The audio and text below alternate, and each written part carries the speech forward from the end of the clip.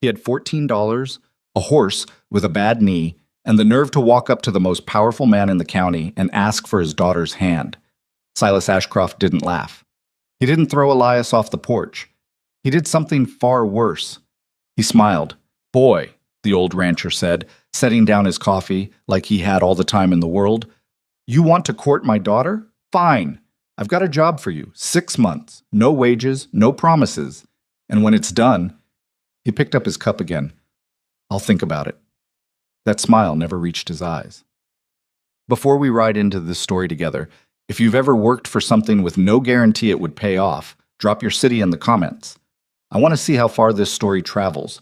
Hit that like button and stay with me until the end. You won't regret it. The morning Elias Boone decided to ruin his life, the sky over the Bitterroot Valley was the color of a fresh bruise. He'd been awake since 3, lying on his bunk in the bunkhouse, listening to Pete Calloway snore and the wind scrape dead leaves against the window.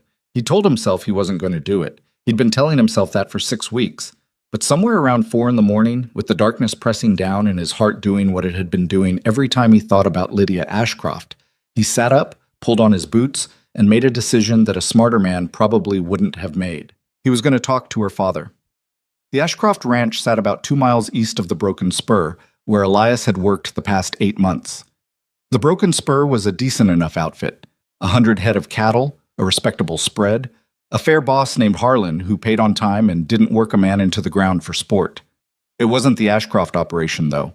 Nobody's spread was the Ashcroft operation. Silas Ashcroft had come to Montana Territory in 1861 with $40, a pregnant wife, and a stubbornness that apparently ran bone deep in that family. By 1882, the man owned close to 12,000 acres, ran over 1,000 head of cattle, employed 14 full-time hands, and sat on the Territorial Land Council. He was not a man who needed anything from anyone, and he made sure every person within 50 miles understood that, without ever saying it outright. Elias had met him exactly twice. Once at a cattle auction in Millhaven, where Silas had outbid every man in the room on a prize bull without blinking. Once at a church social, where Silas had shaken Elias's hand with the same enthusiasm a man shakes a doorknob and moved on without asking his name. The second meeting was also the first time Elias had seen Lydia up close. He wasn't going to think about that right now. He was going to think about what he was going to say. He saddled Duchess in the gray pre-dawn, talking to her in the low murmur she liked. Duchess was 12 years old, a red-roan mare with a bum left knee that had been bummed since Elias bought her off a stock trader in Wyoming 4 years ago for $30, which had been every dollar he owned at the time. The knee swelled in cold weather, and she favored it on bad days.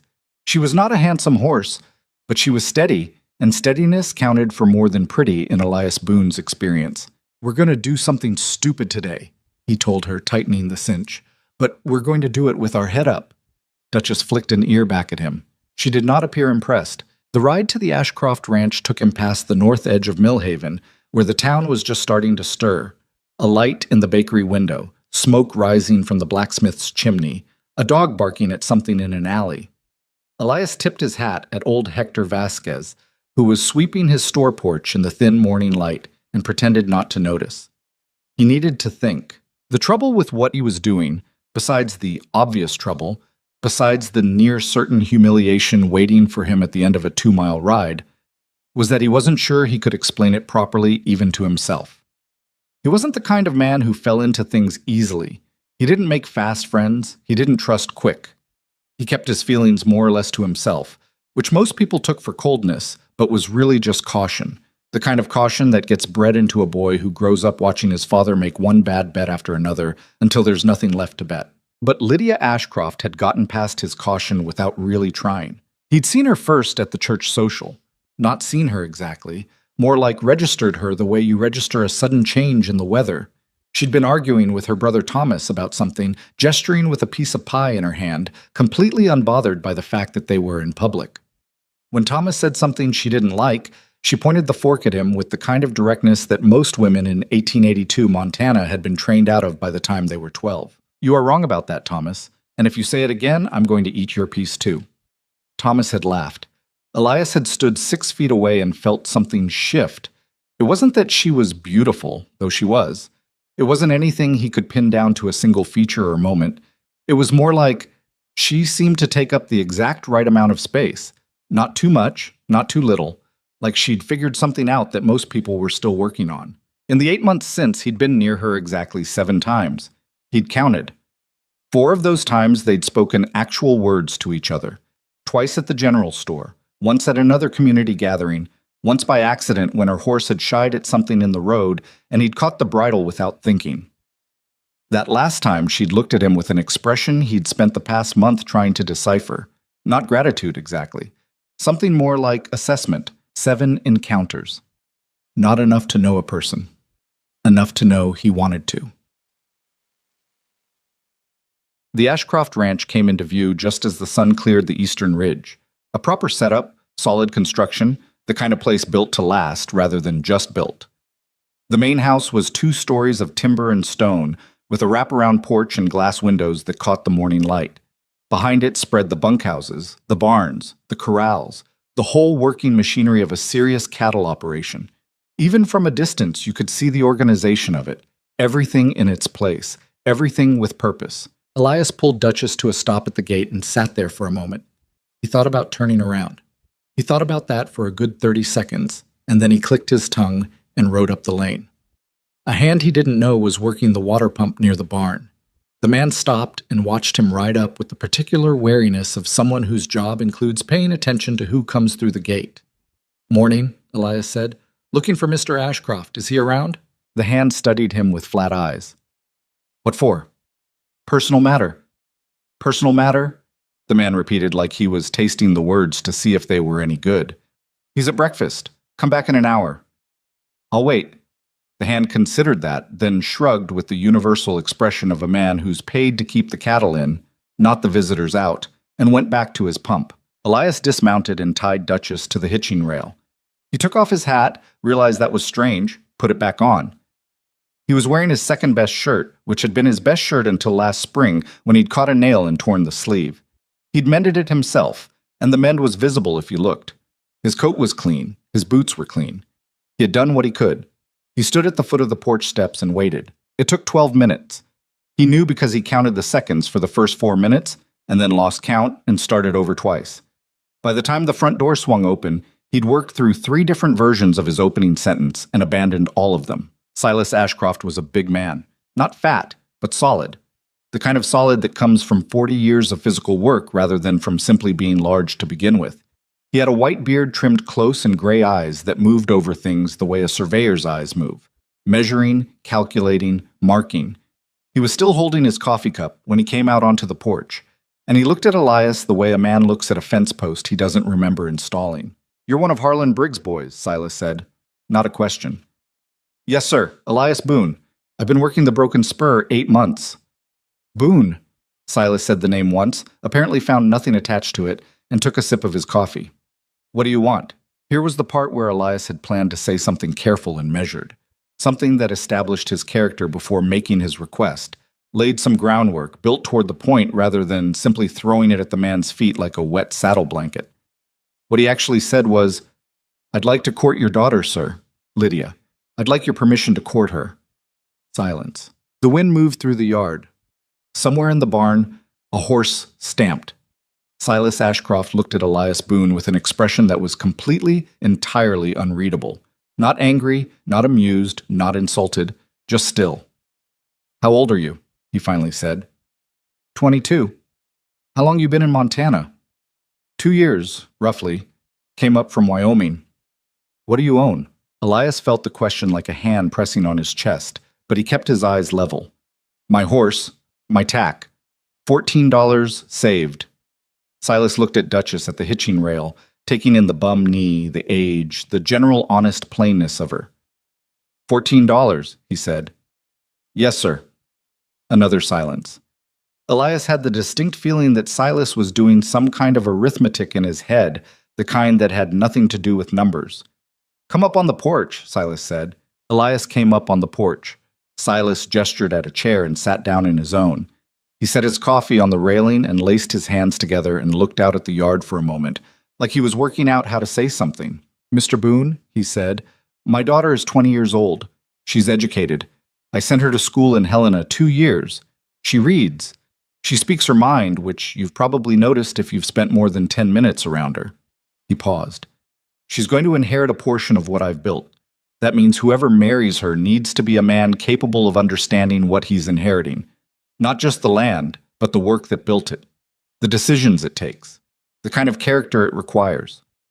He turned and looked directly at Elias. Do you understand what I'm saying to you? I think so, sir. I doubt it, Silas said without meanness. Not yet. He picked up his coffee again. Here's what I'm going to offer you, and I'm only going to say it once, so listen carefully. Elias listened carefully. There's a ranch about 40 miles northeast of here, up near the Clearwater Fork. Owner's a young man named Cade Sutton, 24 years old. His father died 2 springs ago and left him the operation. About 300 acres, 60 head of cattle, a fair piece of land that should support itself if it's managed right. It's not being managed right. Silas's voice didn't carry judgment, just fact. Sutton's a good enough boy, but he didn't learn what he needed to learn before his father passed. The operation's struggling. Going to fail in another year if something doesn't change. All right, Elias said carefully. I want you to go up there and work that ranch through the winter, October through March, 6 months. No wages. Sutton can't afford to pay you, and I'm not paying you. You work the land, help keep the herd alive, do what needs doing. Silas paused. When spring comes, you come back here and we'll talk. Elias sat very still. That's the offer, Silas said. 6 months of unpaid work on a failing ranch in the mountains, in winter, with no guarantee that anything comes of it at all. You might come back in March, and I might tell you no. I'm not promising anything. What would you be looking for? Elias asked. What would you need to see? Silas looked at him for a long moment. I'll know it when I see it, he said. Or I won't. That was it. That was the entire answer. Elias looked out at the yard. He thought about it, genuinely thought about it, not the way a man thinks about whether to take a second helping, but the way a man thinks about something that is going to change the direction of his life, regardless of what he decides. 6 months of unpaid work. 6 months away from any pay, any progress, any certainty. 6 months on a failing ranch in the mountains during what everyone in the territory was already calling a bad winter coming. For maybe nothing. For a chance at a conversation. I'll do it, he said. Silas raised an eyebrow. I haven't finished. I'll do it, Elias said again. Something passed across Silas Ashcroft's face too quickly to catch. Not approval, exactly. More like recognition. All right, the old man said, picking up his coffee. Sutton's expecting someone. I'll send word you're coming. He paused. You'll want to leave by Thursday if you're going to beat the weather. Elias stood, settled his hat, and walked back down the porch steps to where Duchess was tied. His heart was doing something complicated that he didn't have a name for. He untied the mare and swung up into the saddle. Mr. Boone. He turned. Silas was still sitting in his chair, coffee cup in hand, watching him with those measuring gray eyes. My daughter doesn't know about this arrangement, the old rancher said. And she won't. Not from me. Elias nodded once. Anything else? Silas asked. No, sir. Then you'd better get moving. He didn't go back to the broken spur immediately. He rode out to the flat east of town, to the open country where you could see the mountains in every direction, and he stopped Duchess on a small rise and sat there for a while. The mountains to the north had snow on them. Had for 3 weeks already. In another month, maybe less, the passes up toward the Clearwater Fork would be serious business. In 2 months, they'd be something else entirely. He thought about the conversation he'd just had, turning it over, examining it from different angles. What it came down to, stripped of everything else, was this. Silas Ashcroft had not said no. Most men in that position would have said no before Elias had finished his sentence. The fact that the old rancher had offered anything at all, even something that looked from most angles like a very elaborate rejection, meant something. Either Silas was a cruel man who enjoyed watching young men chase impossible things, or he was a man who had decided to take Elias Boone seriously enough to give him a genuine test. Elias didn't think Silas Ashcroft was cruel. He reached into his coat pocket and pulled out his wallet, a worn thing his mother had made him from a piece of leather when he was 16 the year before she died. He opened it and counted. $14 even. 3 weeks' wages minus what he'd spent on supplies and the new sole on his left boot. $14? A 12-year-old horse with a bad knee, a mended shirt, and 6 months of unpaid work in the mountains. He put the wallet away. All right, Duchess, he said quietly. Let's go figure out what we've gotten ourselves into. He told Harlan that evening. His boss took the news with the particular stillness of a man who has learned that expressing strong reactions doesn't usually improve a situation. Ashcroft's sending you up to the Sutton place, Harlan said. That's right. For the winter, no pay. That's right. Harlan leaned back in his chair and looked at the ceiling for a moment. And the reason you're doing this is because you want to court Lydia Ashcroft. Yes. Elias. Harlan said his name with the weight of a man choosing his words carefully. I'm not going to tell you what to do. You're a grown man and a good hand, and I'll be sorry to lose you for the winter, even temporary, but I want to ask you something. All right. Do you actually know that girl? Elias thought about the pie and fork moment at the social, about the 7 encounters, about the way she'd looked at him when he caught her horse's bridle. That measuring look. Not enough, he admitted. Then why? It was a fair question, and Elias sat with it for a moment before he answered. Because I'd like to, he finally said, and I won't get the chance if I don't do this. Harlan studied him. And if you do all this and he still says no, then I'll have spent a winter on a mountain learning something. Another silence. Can't argue with that, Harlan said finally, though his tone suggested he could argue with it quite a bit if he chose to. He stood up and put out his hand. Your job's here when you come back. If you come back, don't let that mountain make that decision for you. I won't. They shook hands. That was that. Tip. He spent 2 days preparing, gathering what gear he could, making sure Duchess's knee wrap was in good shape, buying what supplies he could afford, and making a list of what he'd need to find at the Sutton place. He slept both nights in the bunkhouse, listening to the familiar sounds of the place. Calloway's snoring, the cattle settling, the creak of the building in the wind, and tried not to think too hard about what 6 months of silence in the mountains was going to feel like. On his last evening, he did something he hadn't quite planned. He wrote Lydia Ashcroft a letter. He sat at the small desk in the corner of the bunkhouse, with the lamp turned low so he wouldn't wake the others, and he wrote. It took him 4 tries because he kept either saying too much or saying nothing at all, and it took him a long time to find the middle ground. What he finally settled on was short, shorter than he'd expected when he started. Miss Ashcroft, I spoke with your father on Monday regarding permission to call on you. He has offered me an arrangement, which I have accepted. I will be away from Millhaven through the winter on account of it. I wanted you to know since it seemed wrong to simply disappear without a word. I apologize if this letter is forward. I don't know what the proper etiquette is for a situation like this, and I suspect there isn't one. Your father hasn't given me any promises. I thought you should know that too. Respectfully, Elias Boone. He folded it and addressed it to her at the Ashcroft Ranch and slipped it into the pocket of his coat to mail in the morning. Then he blew out the lamp and lay in the dark and listened to the wind, which had gotten colder. Thursday came gray and raw, with the smell of something serious on the air. He loaded his saddlebags, checked Duchess's knee one more time, tied his bedroll behind the saddle, and rode north out of Millhaven as the sun was still trying to decide whether to bother coming up. 3 miles out, he passed the turnoff for the Ashcroft Ranch without looking at it. He didn't look at it, but he was aware of it the way you're aware of a sound that stops, by its absence, by the space where it had been. 40 miles. The mountains getting bigger as he rode toward them, gray and white, the sky the color of old pewter. He had no idea what he was riding into.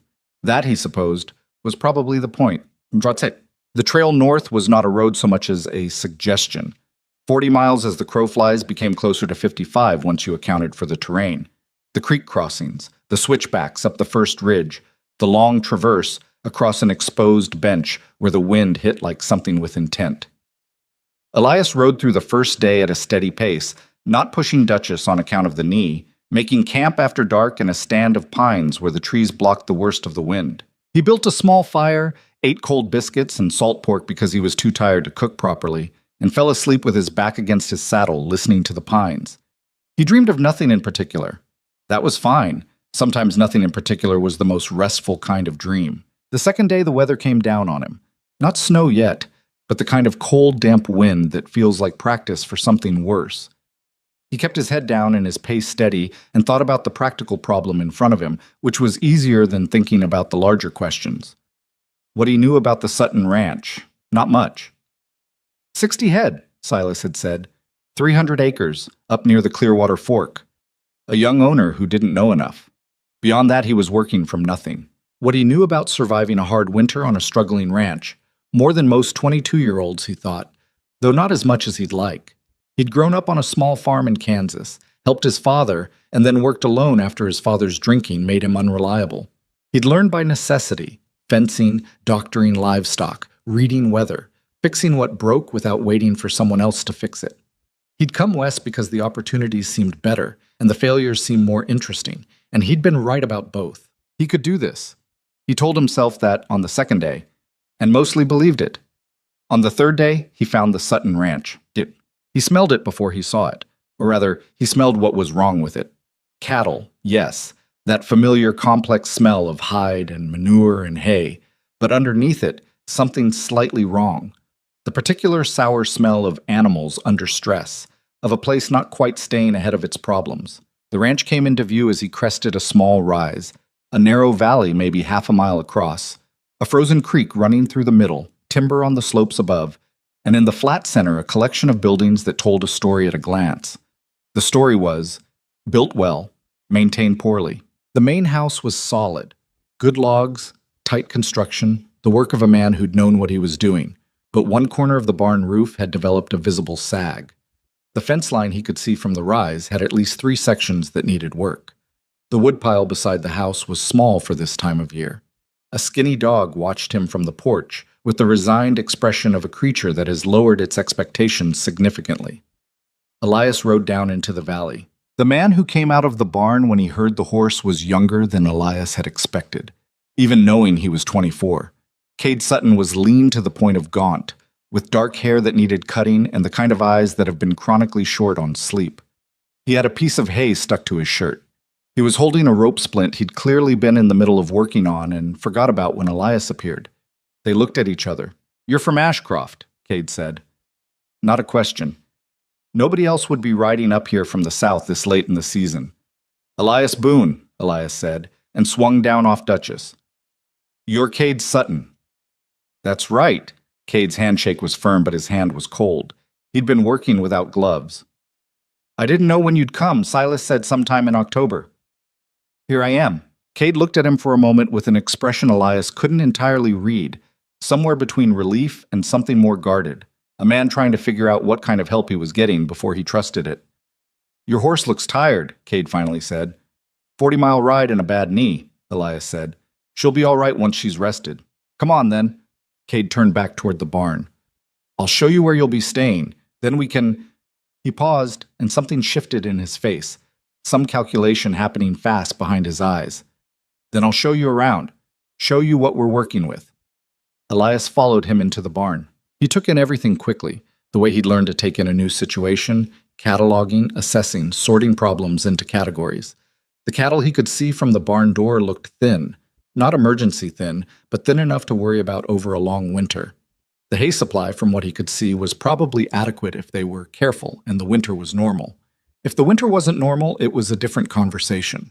The stalls needed mucking. The water trough had a slow leak somebody had patched badly. The rope splint Cade had been working on was for a calf.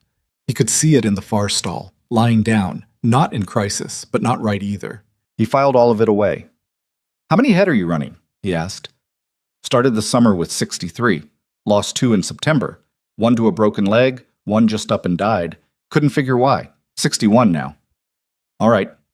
"The hay should be enough," Cade said, with the tone of a man who's told himself this enough times to be suspicious of it. "If we don't have too many bad weeks." "How many weeks did you put up?" Cade told him. Elias did the math in his head. The math was not comfortable. "We should talk about that," Elias said. Cade looked at him sideways. "I know." They showed each other their hands, the way 2 strangers do when they realize they're going to have to trust each other, whether they want to or not. The bunk Elias was given was in a small room off the back of the barn, originally built as a tack room, converted to sleeping quarters at some point with varying degrees of success. It was cold. The single window leaked wind around its frame, something he stuffed with rags his second day. The mattress was corn husk, which was fine. He'd slept on worse. That first night, after they'd eaten a simple supper of beans and cornbread in a kitchen that was clean but sparse, and talked through the basic situation of the ranch. And it was exactly as marginal as it looked from the outside, which Cade admitted with the particular dignity of a person who has given up pretending otherwise. Elias sat on his bunk and listened to the silence. It was the loudest silence he'd ever been in. The mountains had a way of amplifying quiet. You could hear the creek somewhere below the barn, still running under its ice. You could hear the cattle shifting in their stalls. You could hear the wind beginning to look for gaps in the walls. He thought about Millhaven, 40-odd miles south. He thought about Silas Ashcroft on his porch with his coffee. He thought, you see, because he was human and 22 and couldn't help it, about Lydia, about whether she'd gotten his letter, about what she'd made of it. He hadn't promised her anything. He wasn't sure he had anything to promise. He had $14 and a plan made of mostly air, and the only thing between him and that air was 6 months of work with no guarantee at the end. He lay back on the corn husk mattress and stared at the ceiling. "I'll know it when I see it," Silas had said. "All right then." Elias closed his eyes. Outside, the wind picked up. The mountains pressed down all around, and up near the Clearwater Fork, with the first real snow of winter still 3 weeks out. But coming, definitely coming, a 22-year-old man with $14 and a plan made of air went to sleep and tried not to dream about what he might lose if the plan fell apart. He didn't sleep well.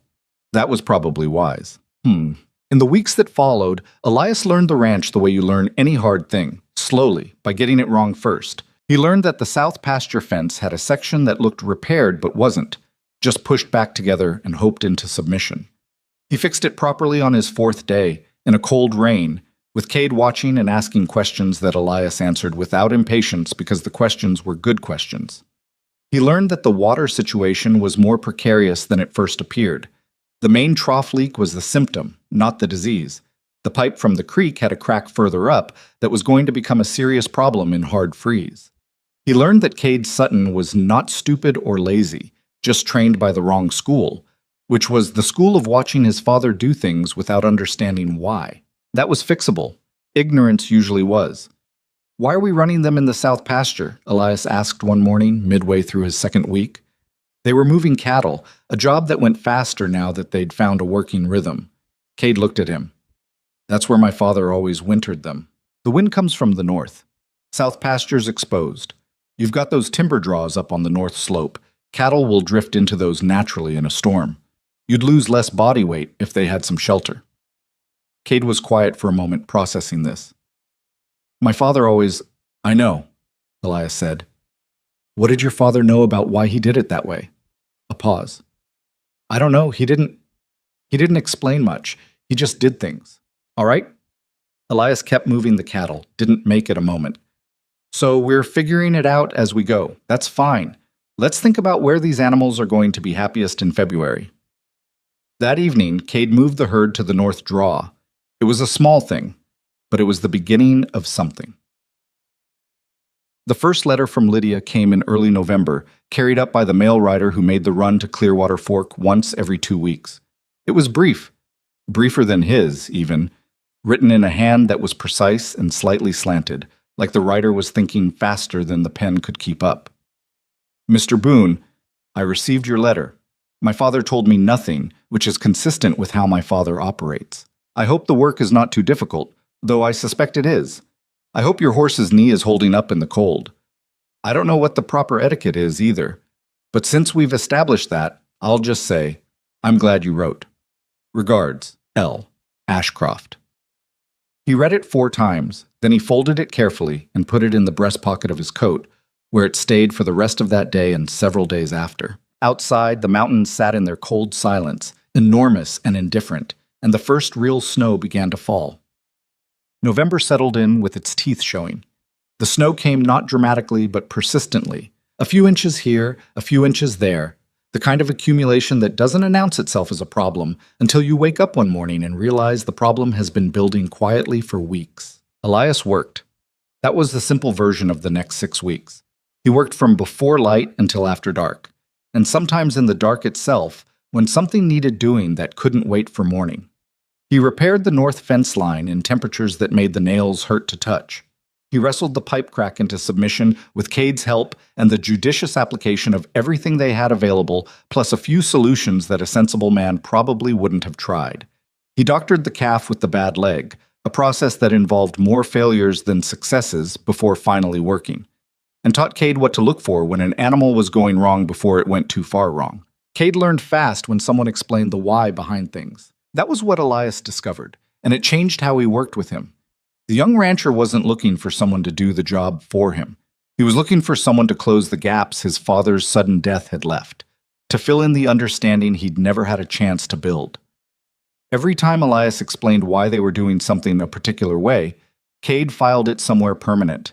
You could see it happening, could see him connecting the instruction to some larger understanding he was constructing. It was, Elias thought, like watching someone build a house from the inside. "How do you know all this?" Cade asked one evening. They were in the barn, treating a heifer for foot rot in the yellow lamplight, and Cade was watching Elias work with the close attention he brought to everything now. "I don't know all of it," Elias said. "I know what I've had to learn." "You grew up on a farm?" "Kansas. Small place. My father—" He paused, considering how much to say. "My father had some difficulties. So I learned young." Cade absorbed that, didn't push it. "Did you always want to come west?" Elias thought about Kansas, about the flatland and the sky, and the particular quality of the silence there, which was different from the mountain silence here. "I wanted to see what else there was," he said finally. "I don't know if that's the same thing." Cade was quiet for a moment. Then, "You're doing this for Lydia Ashcroft." Elias kept working on the heifer's foot. "Silas told me," Cade said. "Not much, just that he was sending a man up who needed to work for the winter, and the reason why." He paused. "He didn't tell me what to think about it, just told me." "What do you think about it?" Elias asked, genuinely curious. Cade considered. "I think it's one of the more honest things I've seen a man do in a while," he said finally. "Most men would have just, I don't know, found a different girl, one with a father who didn't make it so hard." "Maybe," Elias said, "but you're here." "But I'm here." They finished with the heifer in comfortable silence. And outside, the mountains went on being enormous and cold and indifferent, which was what mountains did. December brought the second letter from Lydia, and Elias found that he'd been waiting for it without quite admitting to himself that he was waiting. She wrote about Mill Haven. Small things. The kind of details you'd never think to include in a letter if you were trying to say something important, but which somehow said more than the important things. The Hendersons' new baby, who cried every night and could apparently be heard from 2 houses away. The argument at the land council meeting, which she'd heard secondhand from Thomas, and which sounded, she wrote, exactly like every argument men have about land, which is to say it was mostly about pride dressed up as principle. The early December snow that had made the road to town impassable for 3 days, during which she'd reread 2 books she'd already read, organized the pantry 3 times, and taught herself to braid a rope just to have something to do. "I am not," she wrote, "a person who handles enforced stillness with any grace whatsoever. My mother says I have my father's restlessness. I think that's supposed to be a criticism, but I'm not entirely sure." He wrote back that evening, sitting at the small table in the barn room with the lamp close to keep warm. He wrote about the cattle, about the pipe repair, about the calf with the bad leg who was now walking without a limp and had developed an uncanny ability to escape from any enclosure they put him in, which had become a running joke between him and Cade. He wrote that the mountains were very large and very quiet, and that he was learning to respect both qualities. He wrote, "I think your mother might have meant it as a criticism, but the trait seems useful to me. Restlessness is just unspent energy, and unspent energy is just a problem looking for a solution." He stared at that last sentence for a while, wondering if it was too much, and then sent it anyway because he was tired and the lamp was burning down and, frankly, he had nothing left to lose by being honest. He fell asleep before the lamp went out. Christmas came and went with little ceremony. He and Cade ate a better dinner than usual. Cade had been given a smoked ham by a neighboring rancher, payment for help with some fencing, and toasted the season with coffee because neither of them drank. They didn't talk much. They didn't need to.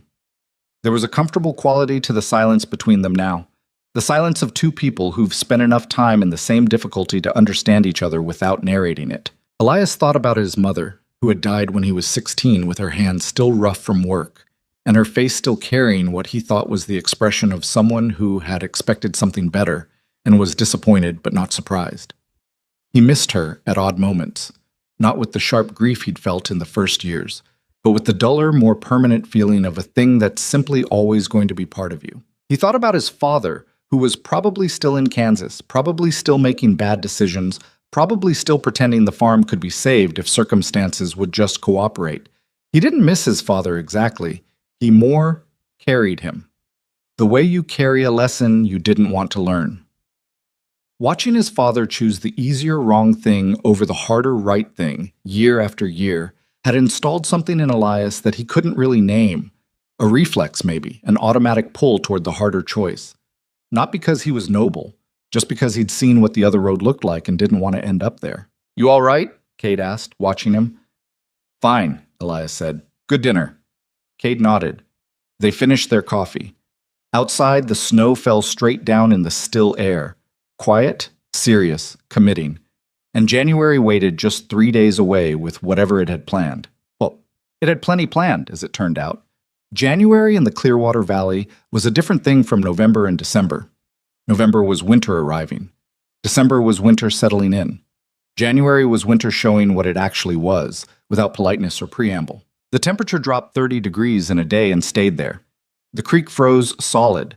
3 sections of the north fence came down under ice weight, and Elias and Cade spent 2 brutal days in conditions that made Elias's hands go white and then red, and then a dull complaining ache that lasted for a week, rebuilding what the ice had knocked down.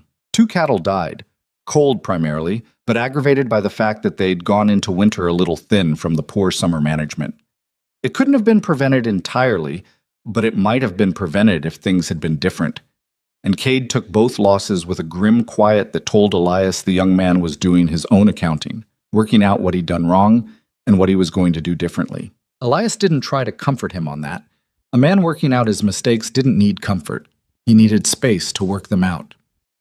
"What did I miss?" Cade asked the evening of the second loss, sitting at the kitchen table with his hands wrapped around a coffee cup. Elias sat down across from him. "You went into winter with thin cattle because summer got away from you. That was a decision that happened in July, not January." Cade looked at him. "What do you mean, got away from me?" "The south pasture. You were running them there when the north draw had better summer grass. I'm guessing you moved the herd when your father always moved the herd, not when the grass said to." A long pause. "Yeah. That's July's mistake. This is just January collecting it." He paused. "Doesn't mean it's not your fault. It means you know what to fix." Cade was quiet for a moment. Then, "How do you—" He stopped. Started again. "How do you keep from taking it personally?" It was a real question, asked with real confusion, and Elias took it seriously. "I do take it personally," he said. "I just try to figure out whether that's useful or not. If it makes me work harder and smarter, fine. If it just makes me feel bad, then it's not useful, and I put it away." Cade looked at the table for a while. "That sounds easier than it is," he finally said. "Most things do," Elias agreed. February brought Lydia's 3rd letter, which had clearly taken some time to find him given the conditions. It arrived creased and slightly damp, and he handled it more carefully than its material composition strictly warranted. She wrote that her father had received letters from neighboring ranchers, men who'd apparently been keeping an eye on the Sutton place for reasons she didn't specify. She wrote that she didn't know what the letters said. She wrote that her father read them at breakfast and said nothing, which she had concluded was either a very good sign or a very bad sign, and she couldn't figure out which. She wrote, "I have been thinking about what you said, about restlessness being unspent energy. I think that's true, but I think you left something out. Unspent energy is only useful if you know what problem you're supposed to be solving. I have approximately 11 unspent problems worth of energy, and I'm not sure what any of the problems are yet. That's the less comfortable version of the feeling." He read that 3 times and sat with it for a while. Then he wrote back, "I think not knowing the problem yet is the most honest position. Most people who think they know their problem have just picked the most obvious-looking one and aren't sure there isn't something better. Maybe unspent energy looking for its problem is just potential, and that's not a bad thing to be." He read it over, thought about it, and sent it. Then he went back to work, because work was what he had, and winter wasn't finished with them yet, and there were 61 reasons out in that snow that needed a person paying attention. So, he didn't know that Silas Ashcroft had been reading the letters from his neighbors, the ones about the quiet young man up at the Sutton place. He didn't know that Hector Bridges, whose land abutted the Sutton property on the east, had written that the Boone boy had pulled 3 of Bridges's own stray cattle out of a ravine in a blizzard without being asked and without mentioning it afterward.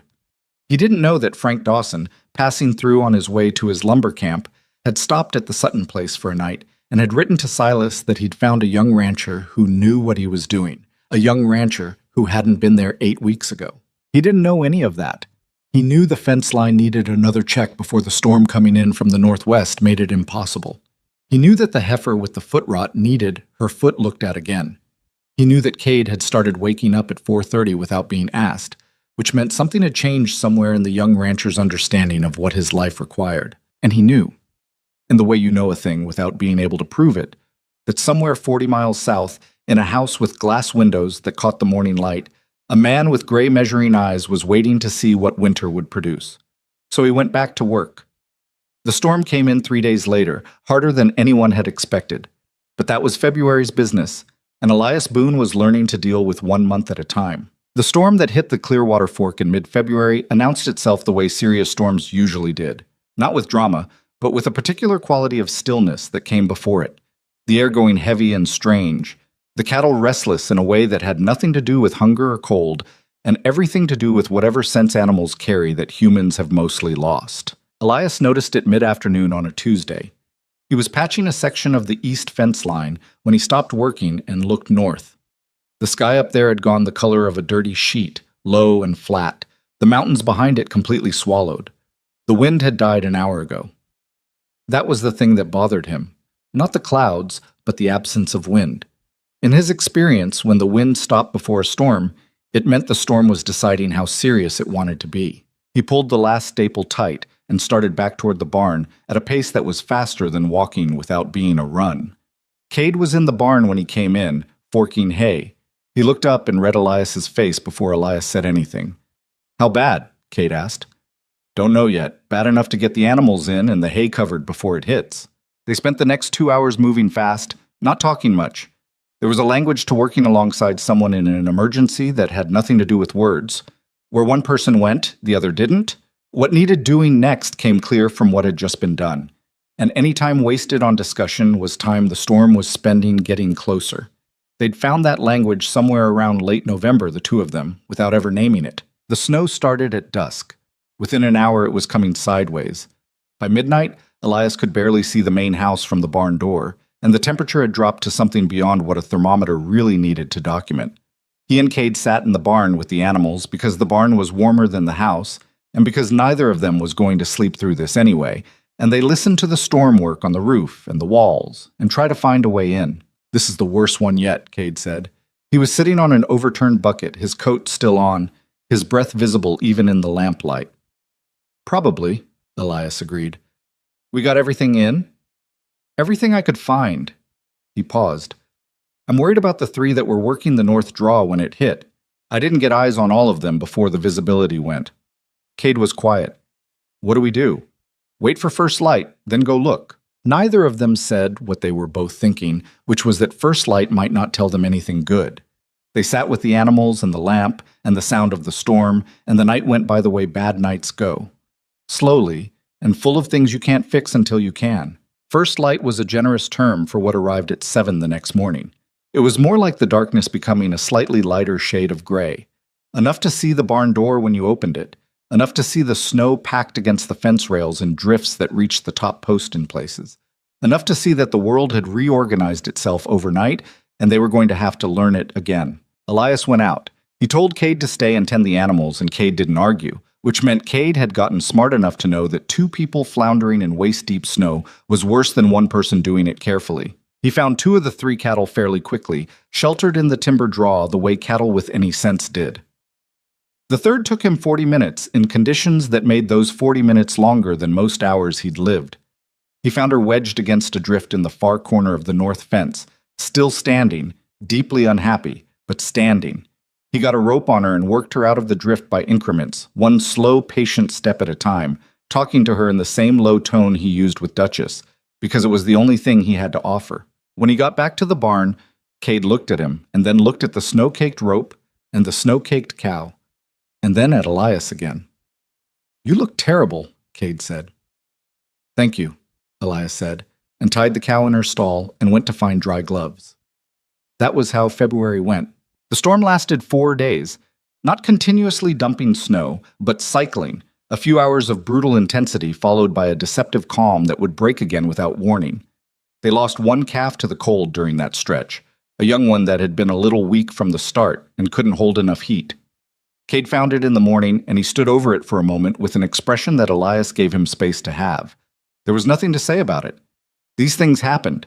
The only thing you could control was whether you'd done everything possible beforehand, and they had. Sometimes that still wasn't enough. Put it over by the fence, Elias said quietly. We'll deal with it when the ground's workable. Cade did.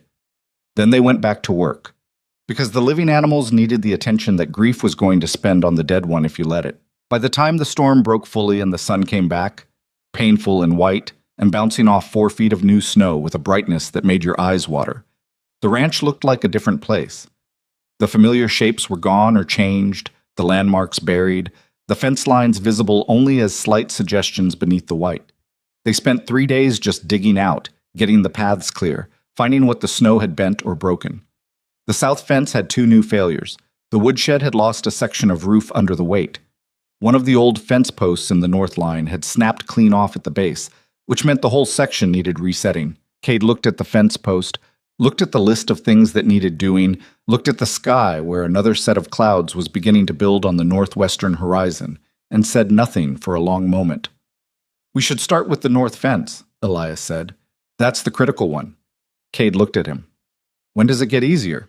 It was an honest question, asked without self-pity, but with genuine exhaustion, and Elias gave it a real answer. The work doesn't get easier. You get better at it. Those aren't the same thing. Cade looked at the broken fence post again. That's not as comforting as it probably sounds in your head. No, Elias admitted. Probably not. But Cade picked up the post hole digger and went to work. And that was what mattered. They fixed the north fence in 2 days, working in temperatures that climbed above freezing for the first time in weeks, briefly, tentatively, like the cold wasn't sure yet whether to let go. The melt made the ground muddy in the top layer and still frozen 6 inches down, which made digging genuinely difficult and genuinely bad for the back. Elias's hands had gone from the constant ache of deep winter to a newer, different ache of thawing and refreezing, and he'd stopped thinking about them as a comfort problem and started thinking of them as just a condition of existence, the way you stop noticing road noise after a few hours of driving. It was around this time that he got Lydia's 4th letter. He almost missed it. The mail rider came through on a Wednesday, and Elias was out checking the south fence and didn't know he'd come until Cade mentioned it at supper in the way Cade had taken to mentioning things, casually and without emphasis, as if the information were not the kind that caused a man to reach for the envelope sitting on the table with slightly more speed than was dignified. He read it later, in the barn room, with the lamp turned up as high as it would go. She wrote that her father had come home from a land council meeting in a different mood than usual. Quieter, she said, which in Silas Ashcroft could mean any number of things, none of them easily read. She wrote that she'd overheard one side of a conversation between her father and Thomas, her brother, in which the name Sutton was mentioned, and then her father had said something she couldn't make out, and Thomas had laughed in a way that she had learned over 20 years meant Thomas was surprised and impressed simultaneously. She wrote, I don't know what that means, or if it means anything. I'm telling you because it seemed like the kind of thing you should know, even if neither of us can say what to do with it. Then she wrote something that he read 3 times, slowly. I've been trying to figure out what I actually know about you, after all these letters. Here's what I have. You fix things rather than complaining about them. You're honest in a way that doesn't seem like it costs you anything, which I suspect means you've practiced it until it became a habit. You care about that ranch hand's horse the same way you care about the cattle, which tells me something. And you write like someone who's been thinking about things for a long time without anyone to say them to. I don't know if any of that is the kind of thing worth knowing, but I've been thinking about it. He folded the letter and held it for a while. Outside the barn, the wind was moving again, lighter now than it had been for weeks. The cattle were quiet. Somewhere above, the sky was doing something, clearing maybe, or just resting. He wrote back the following night. He wrote about the storm, about the 4 days of it, and the calf they'd lost, and the fence posts, and the hours in waist-deep snow looking for one stubborn cow. He wrote about Cade, about watching the young man become something different than what he'd been when Elias arrived. Not transformed, nothing that clean, but incrementally more certain of himself, more able to read what the land was asking and respond to it without panicking. He wrote, "You said I write like someone who's been thinking without anyone to say things to. That's accurate. I've spent most of my adult life in the company of cattle and working men, which are both good company, but neither of them ask you to think out loud very often. These letters are the most I've talked about anything that wasn't fence posts or weather in probably 2 years.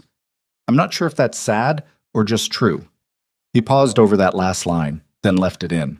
He wrote, "What you said about knowing things about a person from what they write, I think that's right. I think you can see something in the way a person says things that you can't always see when you're face to face. I don't know if what you see in these letters is accurate. I hope it's close." He sent it before he could think about it too much. March was still weeks away. But something had shifted, some internal weather, and he noticed it the same way he'd noticed the pre-storm stillness in February. Not with certainty, but with the sense that the air had changed and that what came next was going to be different from what had come before. The question was whether different meant better. He went to sleep without knowing the answer to that, which was, he was learning, just the condition of being a person who was trying to do something that mattered.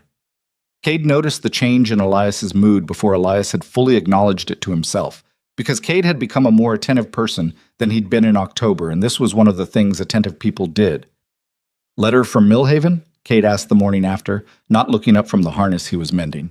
Elias, who was measuring rope, didn't answer immediately. "You don't have to tell me," Cade said. "It's not a secret," Elias said. "Yes." Cade nodded, mended another inch of harness. "My father used to say that the best thing that could happen to a man going through something hard was someone on the other side of it who was paying attention." He paused.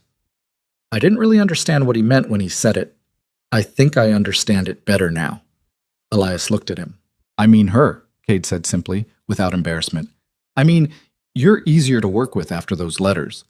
You don't go inside yourself as much." He seemed to sense that he'd said enough and went back to the harness. Elias thought about that for the rest of the morning. He didn't go inside himself as much. He hadn't thought of it that way, but it was probably true. The letters had given him something to come back to at the end of the days. Not an escape exactly, but a point of orientation. The way a distant light works when you're trying to walk straight across dark ground. You're not going toward the light, you're just using it to know you're not drifting. The last hard weeks of February gave way to March. With the reluctance of something that's invested a lot of effort in being what it is and doesn't see why it should change. The days got longer, slowly, by minutes rather than hours. But the cold held.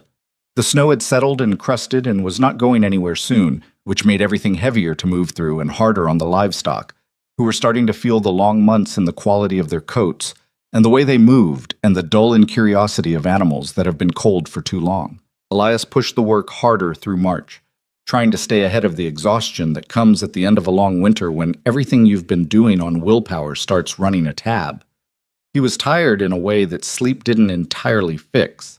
The deep structural tiredness of months of sustained effort, the kind that requires actual rest, warmth, and the absence of things that need doing at 4 in the morning. He didn't get much of any of those things, but he kept the list of things going wrong shorter than the list of things working, which was the best available definition of success. Cade worked alongside him without complaint. More than without complaint. Cade had developed a quality Elias hadn't expected when he arrived, which was initiative. He stopped waiting to be told what needed doing. He started arriving at the same conclusions Elias arrived at, sometimes before Elias got there. One morning, Elias came out to find that Cade had already reinforced the weak section of the east fence because he'd noticed the same things Elias had noticed the day before and had simply gone ahead. He didn't mention it.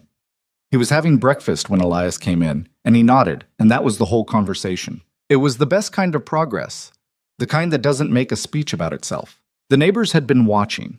Elias didn't know this in any precise way, but he could feel it in the occasional appearance of someone from a neighboring spread, riding past on business that didn't strictly require them to ride past the Sutton place, stopping for a few minutes, talking about nothing in particular with the slightly too casual quality of people who are actually looking at something while they talk about nothing. He said what he had to say and did what he had to do and didn't perform anything for anybody, partly because he wasn't built for performance, and partly because he understood, in the way you understand things that nobody's explained to you directly, that the performance was beside the point. One afternoon in mid-March, Hector Bridges came by with a purpose. He was a solid man in his 50s, one of the established ranchers of the valley, a man who had seen several versions of the Sutton property over the years and clearly had opinions about all of them. He stood in the yard, looking around, taking inventory the way experienced ranchers do. Not rudely, just professionally, the way a doctor looks at a patient before saying anything. "Heard you've had a hard winter up here," he said. "Hard winter everywhere," Elias said. "True enough." Bridges looked at the fence line, the barn, the cattle visible in the north draw. "That fence wasn't in that condition 2 months ago." "No, sir, it wasn't." "You do that?" "Cade and I did it together." Bridges looked at him in a way that said he'd noted the answer carefully. Sutton's boy turning into something up here. He's got good instincts. Needed someone to help him see how to use them. Another look. "You make that sound easy." "It wasn't particularly easy," Elias said. Bridges almost smiled. He looked at the cattle again. "Going to be a decent herd come spring. Man who came through in December said Sutton was going to lose half of them. He's not going to lose half of them." "No." Bridges nodded slowly. He turned and looked at Elias with the direct attention of someone who's made up his mind to say something. "Silas Ashcroft asked me to keep an eye on this place," he said. "I want you to know that, because I think you probably figured it out already, and a man ought to be told what he probably already knows." He paused. "I've written him 2 letters. I'm going to write him a 3rd one this week." Elias waited. "That's all I'm going to say about it," Bridges said, which was, Elias thought, plenty. The older rancher remounted his horse, tipped his hat, and rode back down the valley. Elias watched him go and stood in the yard for a moment afterward, in the cold, late winter air, the mountains around him still heavy with snow, but with something changed in the light. The particular quality of light that comes in March, not warm exactly, but warmer, angled differently, like the sun has remembered what it's supposed to be doing and is getting back to it. He thought about the letter Bridges would write to Silas Ashcroft. He thought about Silas reading it with his morning coffee, with his measuring gray eyes, thinking whatever it was that Silas thought. He thought about March ending and April coming and the ride back south. He thought about the fact that after all of this, the storms, the frozen pipes, the lost calf, the months of work, the letters written in lamplight, he would ride back to Millhaven with exactly what he'd left with. $14, worn clothes, one reliable horse, nothing that looked like anything from the outside. He turned and went back to the barn, because there was still work left, and work was the only language this whole situation had ever actually spoken. 3 weeks before the end of his assignment, something happened that he didn't expect. Cade found him at the water trough one evening, fixing the seal on the pipe for what had to be the 5th time that winter, and stood there for a moment in the awkward way of someone who has something to say and isn't sure of the approach. "What is it?" Elias asked without looking up. "I want to ask you something, and I don't know if it's the right thing to ask." Elias finished tightening the fitting and stood up. "Ask it anyway." Cade was quiet for a moment. Then, "Would you, if this works out with Ashcroft, if he says yes, would you consider staying on, not working for Ashcroft? Here, with me?" He said it fast, like he'd been holding it for a while and needed to get it out before it got heavier. "I can't pay you what you'd be worth, not yet. But the spring contracts are going to be better than last year, and if we can get through calving strong and—" "Cade?" Elias said. Cade stopped. "Let me get through March first." A pause, then Cade nodded, looked at the ground, looked back up. "Yeah. Sorry. Yeah, of course." "It's not a no," Elias said. Something shifted in Cade's expression. Not hope exactly, but the cousin of hope. The careful preliminary emotion a person has when they're not ready to let themselves actually feel the real thing yet. "All right," Cade said. They went in for supper. They ate without talking much, the way they did most evenings now. Not from lack of things to say, but from the comfortable economy of men who've been in the same hard situation long enough that silence has become its own kind of conversation. After, Elias wrote his last letter of the winter. He wrote it slowly, taking more care than usual, choosing words the way you choose footing on uncertain ice, testing each one before committing your weight.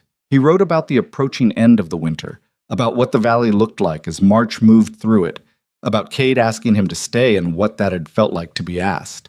He wrote about the long months and what they'd added up to, which wasn't what he would have predicted back in October when he'd ridden north with nothing but his horse and his saddle and a plan made of mostly air. He wrote, I don't know what I'm coming back to. I've spent 6 months not knowing, and I've gotten somewhat better at sitting with that, but I won't pretend it doesn't press on me. What I do know is this. I left Millhaven because your father asked me to prove something. I think what he was actually asking was whether I was the kind of person who tries to prove things when nobody's keeping score. I've tried to be that. I don't know if I've managed it. I guess I'll know when I get back. I'm riding south on April 1st. If that feels like a bad omen, you can tell me when I see you. He folded the letter and set it on the table and looked at it for a moment. Then he blew out the lamp and lay in the dark of the barn room, listening to the sounds that had become familiar over 6 months. The cattle, the creek running again beneath where the ice was breaking up, the settling of the building in the cold that was still cold but differently cold, winter cold giving way to something else underneath it. Outside, April was 12 days away. The mountains were the same mountains they'd been in October, enormous and indifferent, but Elias Boone was not the same person who'd ridden in under their shadow. He couldn't have said precisely what was different. Harder in some places, softer in others. More sure of some things, less sure of others. The shape of something still being worked out. He was tired in the deep way of someone who has spent months being exactly what the situation required, and he was ready to stop being that, or at least to be at somewhere warmer, somewhere with better coffee and less wind coming through the window frame. He was also, somewhere underneath the tiredness, something that was not quite hope, but was adjacent to it. The feeling a man has when he's done the thing he said he was going to do, and the doing of it has cost him something real, and he's not sure yet whether the cost was worth it, but he's starting to think it might have been. The first real thaw came 4 days later. He stood in the yard in his shirt sleeves for 10 minutes, just standing in it, feeling the sun do what sun was supposed to do, and didn't think about anything at all. That was enough, for one day. That was exactly enough. The thaw didn't last. That was the thing about March in the Clearwater Valley that Elias hadn't fully understood when he arrived in October. The month was not a clean ending to winter, but an argument between seasons, back and forth, warmth gaining ground, and then losing it, the land not sure yet which side was going to win. The 10 minutes in his shirt sleeves turned out to be the high point of a brief reprieve, and 3 days later the temperature dropped again, and the clouds came back with the particular heaviness that told you they were carrying something serious. Cade stood in the barn door the morning the sky went bad again, and looked north with an expression Elias recognized from his own face. The look of a man doing quick math on what he has left versus what might be coming. "Another one?" Cade said. Elias studied the clouds. They were lower than the February storms, which sometimes meant less snow, and sometimes meant the snow was just going to arrive faster. The wind was out of the northwest again, which was never good news up here. "Maybe," he said. "Could be rain, could be both." That's not a useful answer. "No," Elias agreed. "Let's get the cattle in the draw and the loose hay under cover. We can figure out what it is when it gets here." They moved through the morning with the efficient unhurriedness that weeks of working together had produced. Not slow, but not panicked, each of them knowing what the other was doing without having to check. Kate had gotten good at reading livestock by now, which was probably the most important thing he'd learned all winter. You couldn't manage cattle by schedules and plans. You managed them by paying attention to what they were actually doing, right now, today, which required a quality of observation that was harder to teach than any technique. The cattle were edgy. That told Elias more than the clouds did. By noon, the first snow was falling. By 2, it was serious. By 4, it was the worst storm of the winter. He knew it was the worst because he'd been through all the others, and they had not felt like this. This one had a quality to it that was hard to describe except to say that it seemed intentional. The wind driving the snow horizontally, the temperature dropping so fast that you could hear it in the way the wood contracted in the barn walls, a low, steady pressure against everything standing upright. The cattle they'd gotten into the draw were packed in tight, which was good, but tight meant one spooked animal could cause problems, and animals that cold and stressed were looking for reasons to spook. Elias was checking the north fence line, the last perimeter check before visibility went to nothing, when he heard it. A sound underneath the storm, lower than the wind, the specific sound of fence wire under too much load. He moved toward it, fighting the wind, and found what he was afraid of. A section of the north fence, the section they'd repaired in February, was bowing outward under the weight of drifted snow that had packed against it and frozen into something closer to a wall than a pile. The wire was humming with tension. The posts were moving. If that section went, the cattle in the draw would have an open path north into the timber and beyond, and finding 60 head of panicked cattle in a blizzard in the dark was not a thing that ended well. He didn't go back for Cade. There wasn't time. He went back for tools. What happened in the next hour and a half was the kind of thing that doesn't make for a good story because stories require a clean shape: beginning, crisis, resolution. And what Elias did had no clean shape.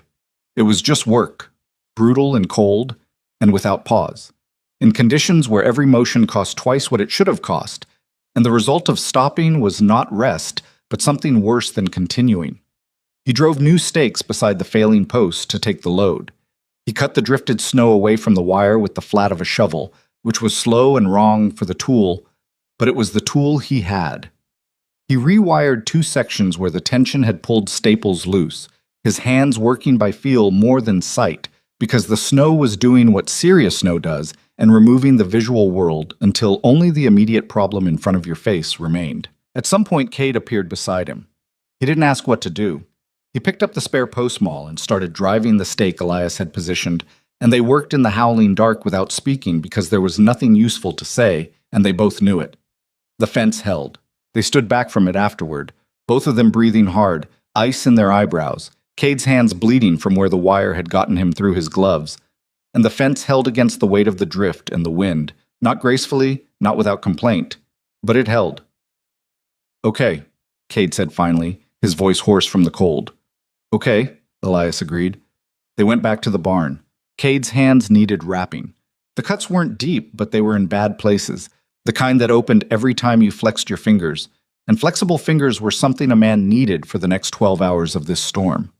Elias cleaned them out and wrapped them tight with the strips of clean cloth they'd kept in the barn for exactly this kind of situation, working carefully in the lamplight while Cade sat on the overturned bucket with his jaw set in the way of a man who is determined not to make a sound, because making a sound would mean admitting the thing hurt. "You could have said something," Cade said when Elias finished. "About what?" "About going out to the fence alone." "There wasn't time to come back." "There was time to shout." Elias tied off the last wrap and sat back. "Would you have come faster if I'd shouted?" Cade thought about that. "No, I guess not." "You came when you knew to come. That was the right time." A pause. Cade flexed his wrapped hands experimentally, decided they were functional. "Is that what your father taught you, or did you figure it out yourself?" The question landed differently than Cade probably intended.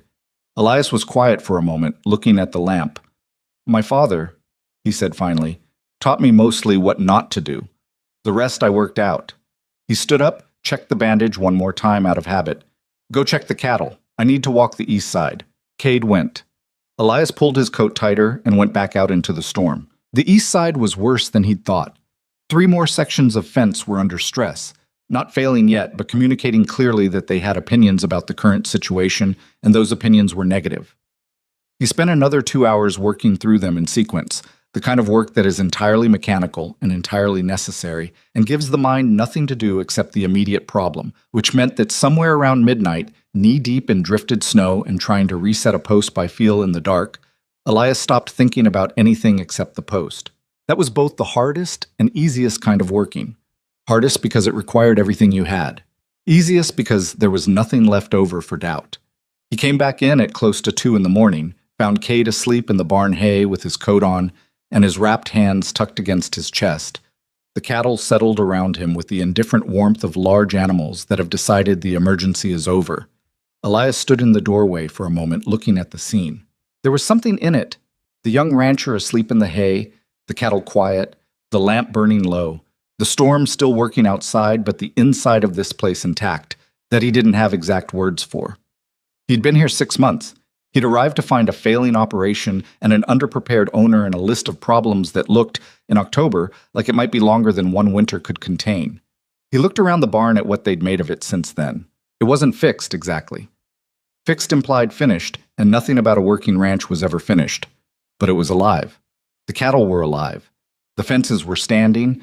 The young rancher sleeping in the hay knew things he hadn't known in October. Knew them in the bone-deep way that only comes from doing and failing and doing again. And that knowledge was not going away when Elias rode south. He found a spot in the hay on the other side of the barn, pulled his coat tight, and closed his eyes. The storm blew through for another full day.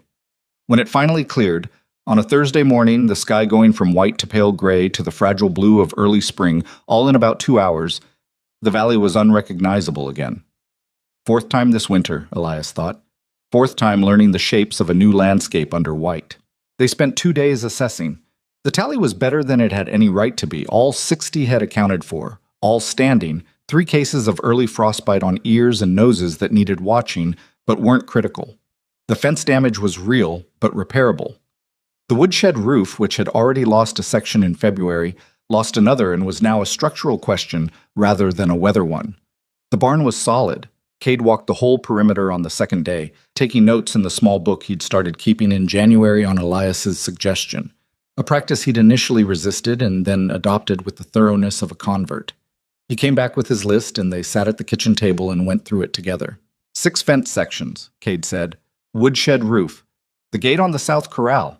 The hinge froze wrong again, and I'm not going to fix it by unwinding it. I think we need to recast the fitting or replace the whole gate. He looked at his list. The heifer with the ear. I want to watch her for another week before I say she's clear. Agreed, Elias said. What am I missing? The water trough fitting's loose again. I'll look at it tomorrow. He paused. The calf with the old bad leg. He's favoring it again.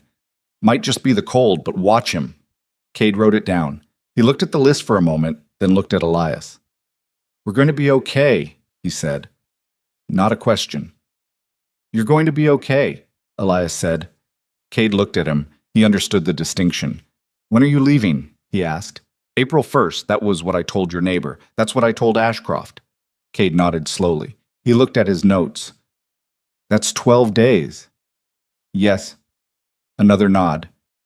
Okay. He didn't say anything else about it, and Elias didn't either because there wasn't much to say about it, and saying things that don't need saying was a habit neither of them had ever really developed. What they did instead was work. 12 days of it, steady and purposeful, getting through everything on the list, and a few things that had accumulated on the edge of the list without quite making it onto the official version. They rebuilt the woodshed roof in 2 days, which was faster than it should have been and involved methods that a builder would have criticized, but which held. They replaced the south corral gate, Cade cutting and fitting the timber himself with Elias checking angles and showing him twice how to set a hinge so that it wouldn't require revisiting next winter. They went through the cattle one by one, and Elias walked Cade through every assessment, every decision, not just what to do but why, because the why was what would still be there when Elias wasn't. The heifer's ear cleared. The calf with the old bad leg turned out to be stiff from the cold and walked it off in 3 days, which Elias had half expected but hadn't said because there was no point in predicting good outcomes out loud when you weren't sure of them. Hector Bridges came by again 5 days before Elias left. This time he brought his son, a younger version of himself who had the same surveyor's eyes and was learning to use them. They spent an hour looking over the ranch, asking Cade questions directly, which was different from the last visit, when Bridges had directed everything at Elias, and Cade answered them with a confidence that had not been present in October and was entirely present now. Elias stayed back and let it happen. Afterward, Bridges found him by the barn. Third letter's already gone to Silas, Bridges said. You told me, Elias said. I know I did. I'm telling you again so you understand what I mean by it. He paused. My first letter said there was a man up here working hard. My second letter said the ranch was in better shape than I expected. My third letter said something different. What did you say? Bridges looked at him with those flat, measuring eyes. I said the Sutton boy has got a future.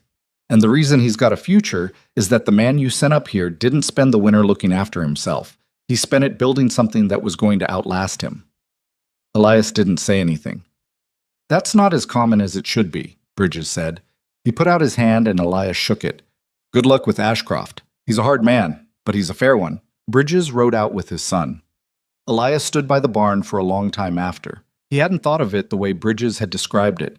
He'd thought of it as just work, as the logical thing to do in a situation that required doing, as the choice his father never made, and therefore the choice that had crystallized for him early into something that felt less like virtue and more like instinct. You didn't leave people worse off than you found them if you could help it. That wasn't nobility. That was just basic mathematics applied to human situations. But hearing it said back to him in Bridges' flat voice, he spent it building something that was going to outlast him. did something to him that he sat with quietly for the rest of that afternoon. The last night came without ceremony, the way last nights usually did. They ate supper, talked about the spring schedule, went over the calving calendar that Cade now understood well enough to manage without guidance. The fire was good, the food was adequate. The coffee was better than it had been all winter because Cade had traded some labor with a neighboring woman for a better grade of beans, and neither of them had commented on this, but both of them had noticed it. "You remember what you told me," Cade said eventually, "that night after we lost the 2 cattle in February?" "Which part?" "That knowing what to fix is different from having fixed it." He turned his coffee cup in his hands. "I think about that. And I think you were right. But I also think the knowing is actually the harder part. The fixing is just, you put in the work. But knowing what actually went wrong, knowing it clearly enough that you don't do it again." He stopped. "That takes something else." Elias looked at him. "What does it take?" Cade thought about it. "Honesty, I guess. With yourself. Most people I've seen, they'll work hard. But when something goes wrong, they'd rather find a reason outside themselves. Weather, luck, other people." He paused. "My father did that. I do it too sometimes. I'm trying not to." It was the most personal thing Cade had said all winter. Elias received it the way it was offered, directly, without making it into a bigger moment than it was. "Most people do," Elias said. "Trying not to is the whole work." They finished their coffee. Elias washed the cups. Cade banked the fire. They said goodnight in the way of men who are going to see each other in the morning and don't feel the need to say everything tonight. But in the morning, when Elias rode out with Duchess saddled and his saddlebags loaded and the ranch looking, not perfect, never perfect, but alive, genuinely alive in the way that a thing is when it's been fought for. Cade was standing in the yard. He'd been up before Elias. He'd fed the cattle and checked the heifer's ear and written the morning's notes in his book, and was standing in the yard with his hands in his coat pockets when Elias came out of the barn room for the last time. They looked at each other. "The offer stands," Cade said. "When you're done in Mill Haven, whatever that looks like." Elias nodded. He swung up into the saddle. Duchess was restless. She knew the direction south, and she had opinions about getting back to lower altitude and warmer air, and she wasn't shy about expressing them. "You're going to be fine," Elias said. "I know," Cade said. Then, like he wanted to be clear, "I know that now. I didn't know it in October." Elias looked at him for one more moment. This young man who'd been gaunt and hollow-eyed and holding a rope splint in a failing barn 5 months ago, and who was now standing straight in the morning air with the book in his coat pocket, and the certain look of someone who knows his ground. And then he turned Duchess south and rode. He didn't look back. Not from coldness, just from the knowledge that looking back was a habit that didn't serve.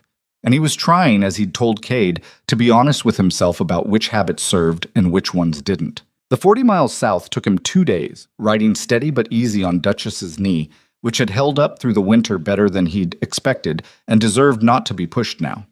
He camped the first night in the same stand of pines where he'd camped on the way up in October, which felt like a different lifetime, which in some ways it was. He lay on his back and looked at the stars through the pine branches. The sky was clear, genuinely clear, the first fully clear sky he'd seen in what felt like months. He thought about what was waiting in Mill Haven, not with anxiety exactly, but with the focused attention of a man trying to see clearly. He was going back with $14 and worn-out clothes. That was the simple ledger. He looked older than he had in October, probably. He was definitely thinner. His hands were rougher. His coat had a repair on the left shoulder that he'd done himself, and that was visible if you were looking. From the outside, he'd gained nothing. He looked at the stars and thought about what Hector Bridges had said. Building something that was going to outlast him. He thought about Cade in the yard this morning, standing straight. He thought about 61 head of cattle that were alive and would be alive in the spring. He thought about fence lines that were standing. He thought about 6 months of letters to Lydia Ashcroft and what had built in that space, and the careful exchange of honest sentences, the way 2 people can come to know each other across distance if they're willing to say real things rather than safe ones. He didn't know what Silas was going to say. He'd spent 6 months not knowing, and he'd learned to carry that uncertainty without it bending him, which was maybe the most useful thing the winter had taught him. You did the work that was in front of you. You made the choice that was right in the moment, not the choice that seemed most likely to pay off. You did it again the next day. You kept doing it when no one was watching and when the weather was bad and when you were tired and there was no obvious reward coming. And then you found out what it added up to. He closed his eyes. The pines moved in a light wind, a warmer wind than he'd felt in months, coming up from the south. The horses, Duchess and a borrowed pack mule he was returning to Harlan, moved quietly in the dark. He slept, and this time the sleep was deep and full, and he didn't wake until the birds started at first light, which was something he hadn't managed since October. The second day of riding brought him out of the mountains and into the broader valley country south of Millhaven, and then the town itself. Smoke from chimneys, the sound of the blacksmith's hammer, the dog that always barked at the sound of horses on the main road. He rode through without stopping, because he wasn't stopping in Millhaven. He'd been traveling for 2 days, and he didn't want to see anyone in town before he did what he'd come back to do. He rode east. The Ashcroft Ranch came into view in the late afternoon, the glass windows catching the low April sun the way they had in October, the whole operation looking exactly as it had when he'd ridden away, solid, organized, the product of decades of deliberate work, the same hitching rail, the same porch. He tied Duchess there. He knocked the worst of the road off his coat. He was wearing the mended shirt again, the one with the visible repair on the sleeve, because it was his best shirt and there was no point in pretending otherwise. He was standing at the foot of the porch steps when the door opened. It wasn't Silas. Lydia stood in the doorway. She had a book in her hand, a finger marking her place, and she was looking at him with the expression he'd last seen when she'd caught her horse and he'd caught the bridle. The same measuring quality, but something added to it now, something that he couldn't name but recognized the shape of. She looked at him for a moment. He looked at her. "You're thinner," she said. "Yes." She seemed to consider that. "My father's in the study." I figured. Neither of them moved for a moment. "Elias," she said, and it was the first time she'd said his name, and he registered that without moving. "Yes." "Whatever he says—" She stopped, started again. "He's going to make you wait in the sitting room first. He always does. Don't let it mean anything." Before he could answer, she stepped back inside, and the door was half closed, and he was alone on the porch in the April afternoon with that sentence in the air around him. Don't let it mean anything. He went up the steps and knocked on the door. And this time, waiting on the other side of it, was not an impossible request, but an answer, whatever answer that was. Whatever Silas Ashcroft had decided in the careful silence of 6 months, reading letters from neighboring ranchers and watching from 40 miles away, whether a young man with $14 and a horse with a bad knee was the kind of person who did the right thing when the right thing cost something. Elias knocked on the door and waited. He'd gotten good at waiting. Thomas Ashcroft opened the door. He was 25, a year older than Cade Sutton, built like his father, but with a quicker face, the kind of face that processed information fast and usually had an opinion ready before the information had finished arriving. He looked at Elias on the porch with an expression that was not unfriendly, but was not quite welcoming either. The expression of a man who has heard enough about you to be curious and isn't sure yet whether curiosity is going to turn into something else. "Boone," he said. "Thomas." A beat. Thomas stepped back and held the door. "Come in. He's expecting you." The inside of the Ashcroft house was what the outside suggested. Solid, functional, the kind of home that had been built for living in rather than impressing. A good wool rug. Solid furniture. A fireplace with a real fire in it, and the warmth of it hit Elias in a way that 2 days of riding in April cold had made him unprepared for. He stood in the entry hall and resisted the urge to simply stand there with his eyes closed. "Sitting room's through there," Thomas said, nodding toward a door on the left. "I'll tell him you're here." Elias went into the sitting room. It was a plain room. 2 chairs, a small table, a window looking out over the south pasture, a bookshelf along one wall that had been used rather than arranged, the books in the imperfect order of a family that actually read them. He didn't sit. He stood by the window and looked out at the pasture, which was muddy with snowmelt and beginning to show the first thin green of new grass at the edges. He thought about what Lydia had said on the porch. Don't let it mean anything. He thought about the sitting room in that context. The deliberate pause, the managed wait, the studied signal that whoever was in the sitting room was not yet inside the conversation. He decided she was right. He decided not to let it mean anything. He waited 11 minutes. He knew because he counted. The same way he'd counted on this porch in October, which felt now like something that had happened to a younger and significantly more nervous version of himself. He was still nervous. He was just better at holding it still. The door opened and Silas Ashcroft came in. He looked exactly the same. The white beard, the solid frame, the gray eyes that moved over everything with that surveyor's precision. He was not carrying his coffee this time. He came in and stood in the center of the room and looked at Elias the way he'd looked at him in October. And whatever measuring he was doing, he did it in about 4 seconds. "You look like you had a hard winter," Silas said. "I did," Elias said. "Sit down." They both sat. Silas laced his hands together and looked at Elias with the particular stillness of a man who is in no hurry because he has already made up his mind and knows that rushing the next 5 minutes would waste what the previous 6 months built. "Bridges wrote me 3 times, Silas said. "Dawson wrote me once. I heard from 2 other men I won't name who had occasion to come through the Clearwater Fork this winter." Elias waited. "The Sutton operation is in better shape than it's been since the boy's father was alive. Probably better than that, if I'm being straight about it, because the boy's father was a decent rancher, but he wasn't much of a teacher, and what he built was going to die with him." Silas paused.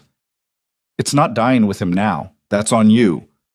"It's on Cade," Elias said. "He did the work." "You know what I mean?" "Yes, sir, but I want to be accurate about it." Silas looked at him for a moment. Something moved behind his eyes. Not softening exactly, but a slight adjustment, like a man recalibrating a measurement. "All right," Silas said. "Be accurate about it." I showed him what I knew. He's the one who took it in and built it into something permanent. A man can explain things all winter, and if the other person isn't the right kind of person, it just falls out. Cade's the right kind of person. I can't take credit for that. Silas was quiet. The fire in the next room gave a soft sound, a log settling. "What would you take credit for?" Silas asked. It was a real question, asked with an intent Elias couldn't entirely read. He thought about it honestly, rather than reaching for the modest answer or the impressive one. "I stayed," he said finally. "There were a few points this winter where the sensible move would have been to call the thing a loss and come down out of the mountains. I didn't. I don't know if that counts as something to take credit for, or just something I did." "It counts," Silas said. He said it the way he said most things, without decoration, which made it land harder than a longer statement would have. He stood up, which Elias hadn't expected, and went to the window and stood there with his back to the room for a moment, looking at the same muddy south pasture that Elias had been looking at before he came in. "I'm going to tell you something," Silas said to the window, "that I've told exactly 2 people in my life. My wife, and now you." Elias sat very still. 1859, Silas said. "I was 20 years old. I was working a ranch up in the Dakota Territory for a man named Gareth Cole. Fair man, hard man, built something real from nothing the way men had to back then. He had a daughter named Margaret." He paused. The name cost him something, just slightly, in the set of his shoulders. "I went to Gareth and told him I wanted to court her. He looked at me. I had about $30 to my name, a good horse, and not much else. And he didn't say no." Elias heard the echo of his own October, 6 months ago, with a clarity that was almost physical. "He sent me north," Silas continued. "A neighbor's son had a small operation that was failing. Gareth wanted someone to go up and see if it could be saved. No pay, no timeline, no promises."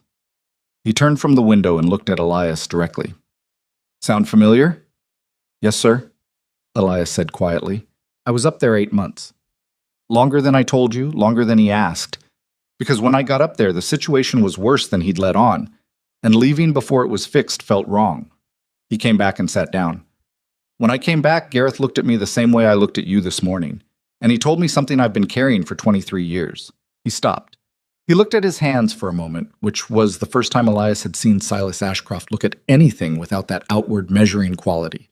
It was a different kind of looking, inward, the look of someone handling something they keep in a careful place. He said that the reason he sent young men north, Silas said, was not to see if they could do the work. Any reasonably capable man can do work if the reward is big enough. He sent them north to see what they did when the reward wasn't certain, when nobody was watching, when the easy choice and the right choice weren't the same thing." He paused. He said that was the only test that told him anything real about a man. The room was quiet. Outside, the April wind moved through the cottonwoods along the fence line, a sound that was different from the mountain wind, softer, less committed. "Did you pass?" Elias asked. He wasn't sure why he asked it. It came out before he decided to say it. Silas looked at him. I married Margaret in the fall of 1860. He said it simply. She died in 1878. Fever. Another pause. Lydia has her mother's way of taking up space in a room. I suspect you've noticed that. Elias didn't answer that directly. I've noticed, he said. Silas nodded.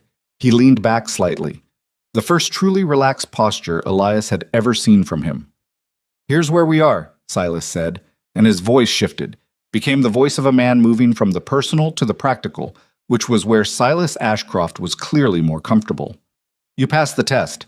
I want to be clear about that first, so you're not sitting there wondering. Something went through Elias that he didn't show. It wasn't exactly relief.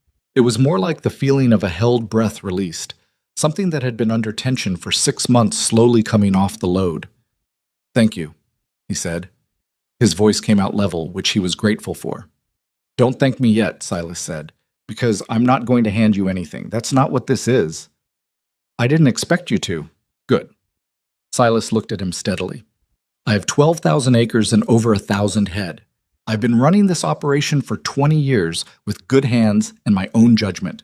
And for the last 3 years, I've been watching Thomas develop and deciding how to bring him in as a real partner, not just my son. That's a process that takes time and trust, and I'm not shortcutting it. He paused. But my operation has a north section, about 800 acres up along the creek bend, good grazing land. Been running it as an extension of the main herd, but it needs its own management, its own attention. I've been putting that off because I didn't have the right person. Elias listened. I'm offering you a partnership on that section, Silas said. Not a job, not wages, a genuine partnership. You run it, you make the decisions, you take a share of what it produces. It'll take 2-3 years to know if it's going to be what it should be.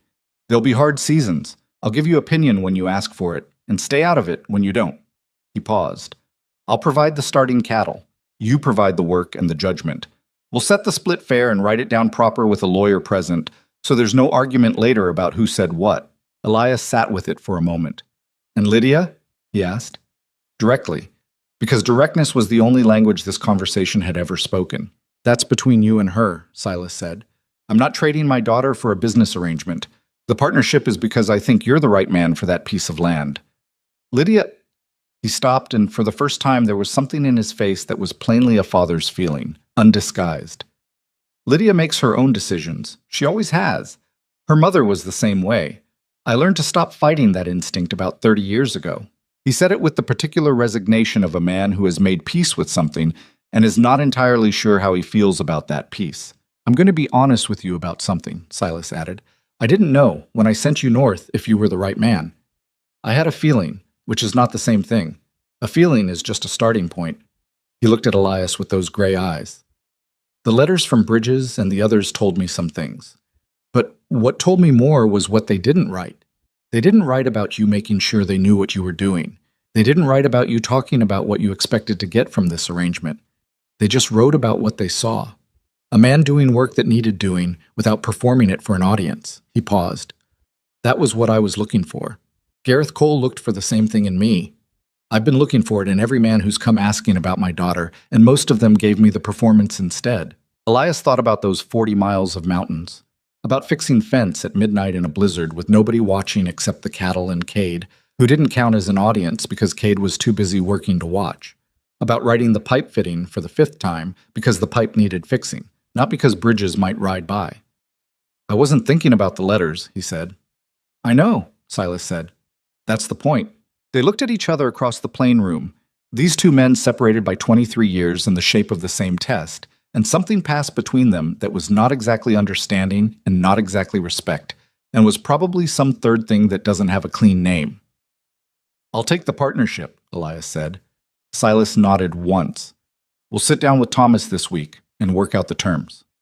All right. Silas stood. Elias stood. They shook hands. A different handshake from October's, which had been the handshake of a man completing a transaction. This one had weight to it, the weight of something that had been tested and held. One more thing, Silas said, not releasing the handshake immediately. Sir, whatever happens with Lydia, and I meant what I said, that's between the two of you. You understand that working alongside this family means working alongside all of it. The good seasons and the bad. Thomas when he's being difficult, which is more often than I'd like. My own judgment when it's wrong, which happens. He paused. Are you clear on that? I'm clear on it, Elias said. Silas released his hand. She's in the kitchen, he said, the same way he might say the horses needed water, plainly, without ceremony, and walked out of the sitting room and left Elias standing in it alone. Elias stood there for a moment. Then he went to find the kitchen. It was at the back of the house, a big room with a south-facing window and a long table and the smell of coffee and something baking. Lydia was standing at the counter with her back to the door, and she didn't turn around when he came in, which meant she'd heard the sitting room door and knew who was walking down the hall. He said yes, she said, still not turning. He offered a partnership on the north section. That's not what I asked. A pause. Elias came further into the kitchen and stopped about 6 feet away from her at the end of the table. He said what happens next is between you and me, Elias said. She turned then. She was holding a dish towel and she set it down on the counter and looked at him with that expression. The measuring one, the same one from the bridal moment 18 months ago, the same one from the porch an hour ago, but different again now, with something added that he was starting to think was what happened when measuring was finished and had produced an answer. You look terrible, she said again. You said that already. It's still true. She looked at him carefully. Are you all right? The question surprised him. Not the question itself, but the way it was asked. With the directness of someone who wanted a real answer, not a social one. I'm tired, he said honestly. I've been tired since about December. I expect I'll be tired for a while longer. But you're all right. Yes. She nodded. She pulled out a chair at the table, the chair at the far end, and sat down with her hands in her lap and looked at him.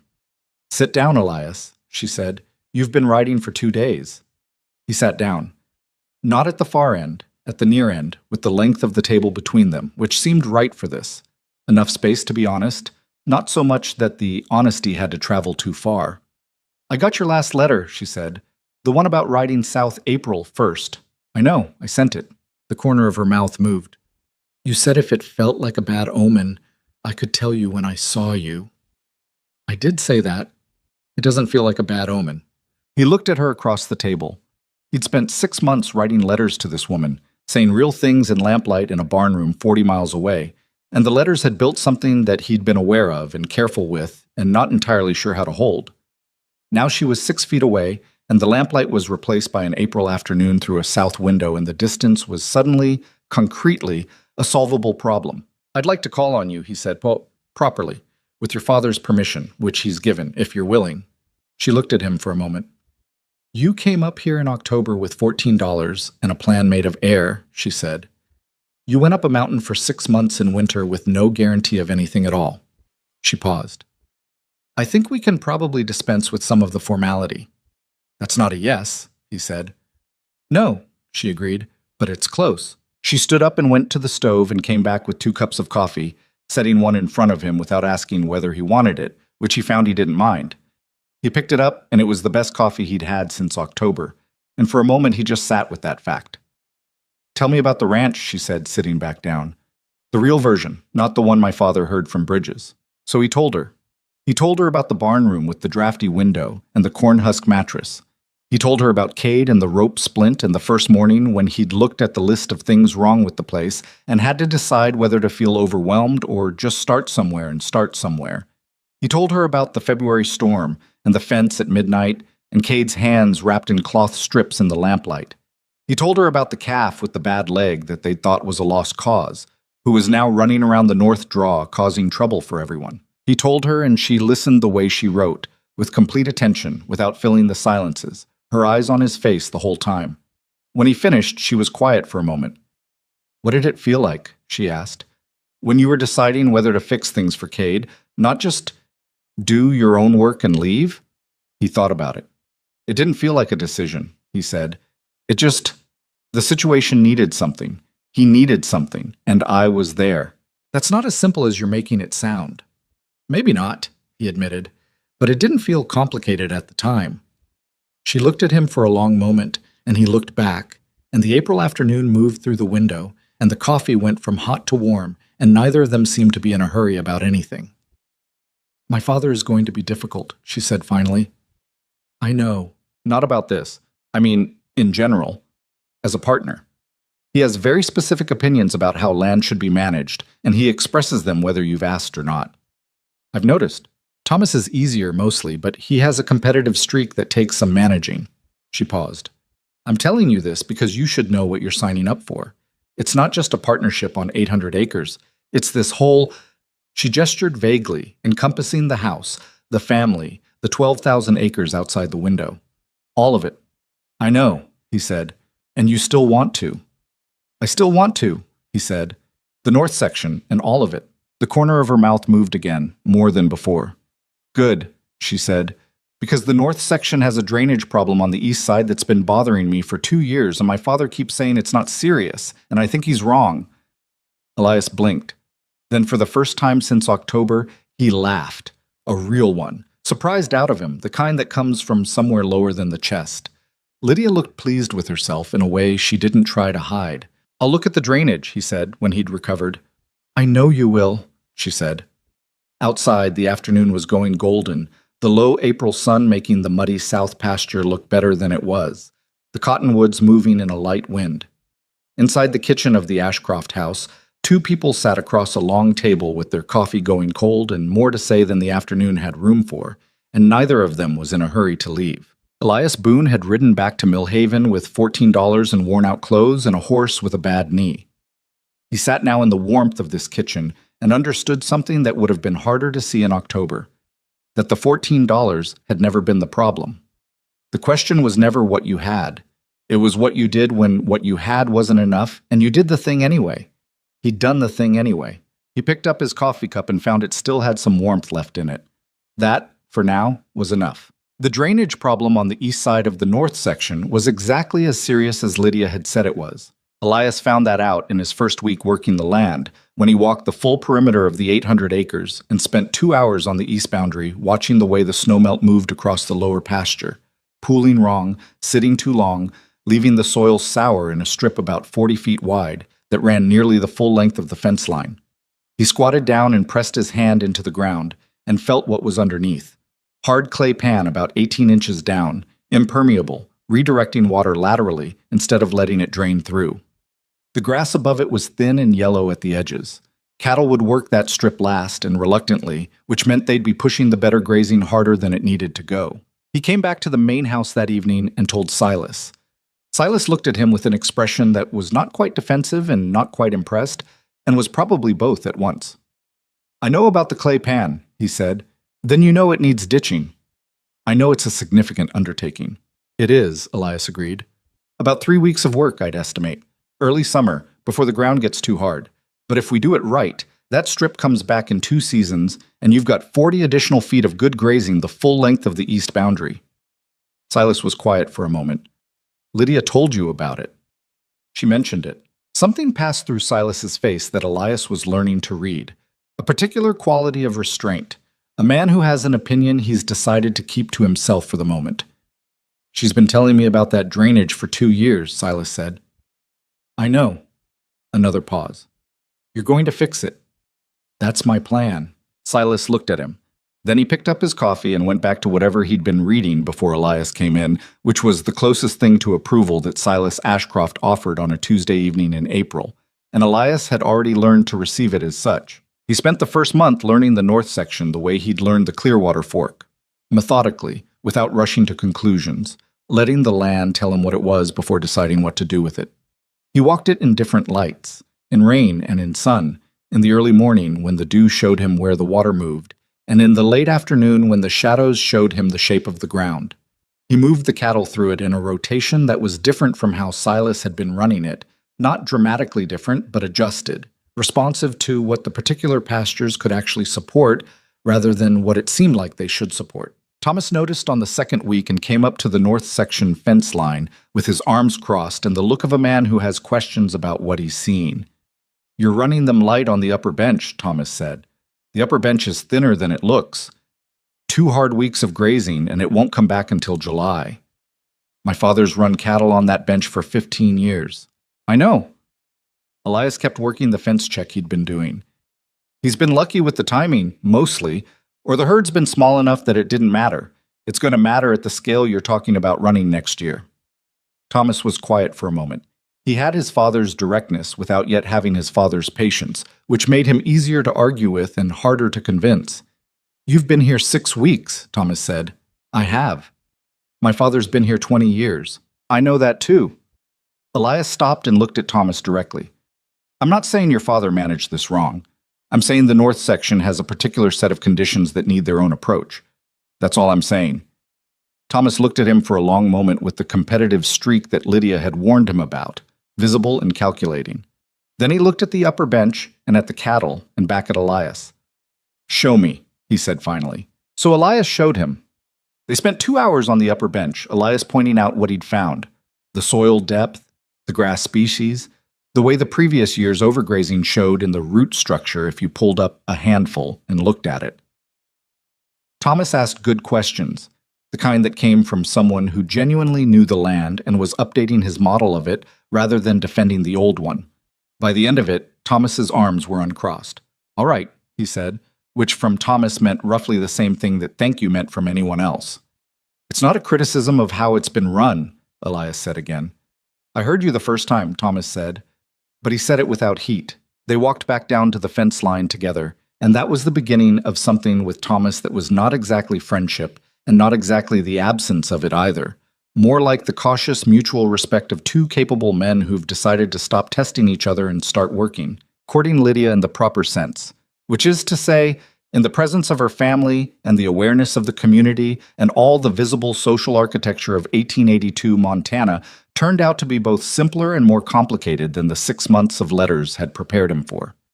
Simpler because they already knew each other in some essential way, the way you know a person when you've written honestly to them in lamplight for half a year.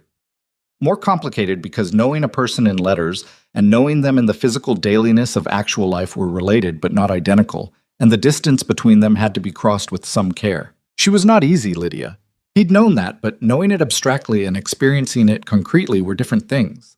She had opinions that she expressed without waiting to be asked, which he didn't mind, but she also had a way of being right that she didn't always wear lightly. She pushed back on things, on his ideas about the North section rotation, on the timing he'd chosen for the ditching project, on a decision he'd made in July about selling 3 head that she thought he should have kept. Sometimes she was right. Sometimes he was. They worked out a language for that disagreement that was blunt enough to be useful and contained enough not to become something else, and the working out of it was not always comfortable. He told her once, after a particularly direct disagreement about the East Ditch timing, she wanted it done sooner. He thought the ground wasn't ready, that he wasn't used to being argued with this much. "I know," she said without apology. "I didn't say it was a problem." She looked at him. "I know that too." The ditch got done in early June, when Elias determined the ground was ready, and it came out better than either of them had projected, which he thought was probably the best available outcome. Not her being right, not him being right, but both of them having pushed and the result being better for it. Silas said nothing about the ditch when it was finished, but he rode the east fence line the week after, and Elias saw him stop at the completed section and look at it for a while. And that evening at supper he mentioned to the table generally that the east section was looking improved. He did not specify what improvement or who had made it. That was as close as Silas Ashcroft got to admitting he'd been wrong about the drainage for 2 years, and Elias accepted it in the spirit offered, which was to say, without comment. They married in October, 1 year after Elias had ridden up to this porch with $14 and a plan made of air. The wedding was small. The Ashcroft family, Harlan Brigg from the Broken Spur, a handful of neighbors including Hector Bridges, who came with his son and shook Elias's hand with the same gravity he'd used on the fence line in March, like the handshake was completing something. Cade Sutton rode down from the Clearwater Fork for it, arriving the evening before with his horse in good condition and his coat cleaner than Elias had ever seen it, and a bottle of something he set on the kitchen table without explanation. "Ranch is good," Cade said when Elias asked. "Lost 1 heifer in September. Birthing complication. Couldn't have seen it coming. Otherwise good. You managing the fall rotation all right?" "Been doing it since June," Cade said, with a quiet pride that was completely unlike self-congratulation and entirely justified. They sat up late that night, the two of them, in the Ashcroft kitchen with Cade's bottle and 2 glasses, and talked the way they'd talked in the barn room all those months ago, directly, without performing anything for anyone, about what had happened and what was next and what they'd learned from the parts in between. "You ever think about what would have happened?" Cade said at some point. If you turned around when you got to my place in October, if you'd looked at it and just gone back. Once or twice, Elias admitted. What stopped you? Elias thought about it honestly.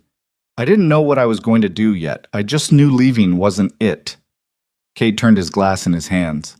I'm glad you stayed, he said. I'm aware that's obvious, but I wanted to say it straight. I know, Elias said. I'm glad I stayed too. They didn't say much after that. They didn't need to. The wedding itself was on a Thursday, which Lydia had chosen because, she said, nobody expected anything significant to happen on a Thursday, and that was exactly when significant things should happen. The ceremony was short. Lydia was not sentimental about ceremony, only about the things ceremony was supposed to mark. And when it was over, Silas shook Elias's hand with the weight that handshake always carried, and Margaret Ashcroft, who was Lydia's aunt and the closest thing to a mother figure at the event, embraced Lydia with a fierceness that made Lydia's eyes go bright in a way she covered quickly. Thomas clapped Elias on the shoulder, hard, the way Thomas did everything. Try not to be right about everything, he said. I'll do my best, Elias said. That's what I'm afraid of, Thomas said, and for the first time since April, there was something in his voice that was unambiguously warm. They settled into the north section house that Silas had built for them. Simple, solid, a timber and stone structure in the same style as the main house, with a south window in the kitchen that Lydia had specified, and a good fireplace and enough room to grow into. It wasn't finished in the way a house is never quite finished when the people in it are still figuring out what they need. But it was theirs, and the particulars of what made it theirs accumulated the way all real things accumulate, slowly, imperfectly, through use. The first year of the partnership was hard in the ways Silas had promised it would be hard, and in a few ways he hadn't mentioned. The North Section's first full grazing season proved out Elias's rotation theory on the upper bench, which meant he had to have a conversation with Thomas about it, that he handled as carefully as he could, and Thomas received as gracefully as Thomas was capable of, which was to say, with only one day of visible difficulty before he came around. The East Ditch performed through the wet spring even better than projected, which meant the strip of sour ground was already showing new grass by June of the following year. Thin, tentative, but there. Lydia walked the east fence with him in early July and looked at the new growth without saying anything, and Elias didn't say anything either, and neither of them needed to. There were bad weeks. A problem with the water rights on the North Creek boundary that required 3 months of conversation with a neighboring rancher and cost more in time and aggravation than in anything else. But time and aggravation were real costs. A calf loss rate in the first spring that was higher than it should have been because Elias made a decision about shelter timing that turned out to be wrong, and he sat with that the same way he'd sat with every mistake, clear-eyed, without excessive self-punishment, focused on what he was going to do differently. Lydia asked him once, during that spring, whether the losses were bothering him more than he was showing. Some, he said honestly. What are you doing with it? Figuring out what I missed, so I don't miss it again. She looked at him. And when you've figured that out, then I'll put it away. She nodded. All right. She paused. For what it's worth, you couldn't have known about the late cold snap. Nobody predicted it. I could have planned for it anyway. Yes, she said. You could have. Now you will. She said it without softening it into a comfort, which he valued more than the softened version would have been. Silas's opinions continued to arrive whether asked for or not, which was exactly what he'd promised. Some of them were good opinions. Silas knew his land and his animals and his market in ways that came from decades of accumulated observation, and ignoring that would have been stupid. Some of them were the opinions of a man who'd been doing things a particular way for 20 years and had stopped questioning whether that way was still the best way. Elias learned to distinguish between them without making the distinction visible, which required more diplomacy than he'd known he had. The relationship between him and Silas changed across that first year in ways that were too slow and incremental to notice in the day-to-day, but were visible when you looked back. Silas began deferring to Elias's judgment on North Section decisions without being asked, which was significant because Silas deferred to almost nobody's judgment about anything. He began bringing questions to Elias, not often, and always framed as discussions rather than requests for help. But the framing didn't obscure what they were. In November of the first year, when there was a difficult decision about whether to sell part of the main herd before winter or carry them through, Silas sat down with Elias and Thomas together and laid out the numbers and asked what they thought. And when Elias and Thomas's analysis pointed in opposite directions, Silas listened to both of them with genuine attention and made a decision that split the difference in a way that proved correct by spring. Afterward, Thomas said to Elias, "He's never asked me what I thought about a herd decision before." "He trusts you," Elias said. "He's always trusted me." "Not the same way," Elias said. And Thomas thought about that and didn't argue. Their first child was born in the second autumn, a boy they named James, which was Lydia's grandfather's name, and also, though Elias didn't say this out loud, the name of his mother's father, a man he'd never met but who appeared in the few stories his mother had told about her own family before things went wrong. James arrived in late September, inconveniently during calving preparation, which was the kind of timing that a person could take as the world demonstrating its indifference to human plans, or could simply accept as the condition of being alive in a working landscape where everything happened at once. He was a difficult baby. Elias had not understood, before James, what difficult actually meant in that context.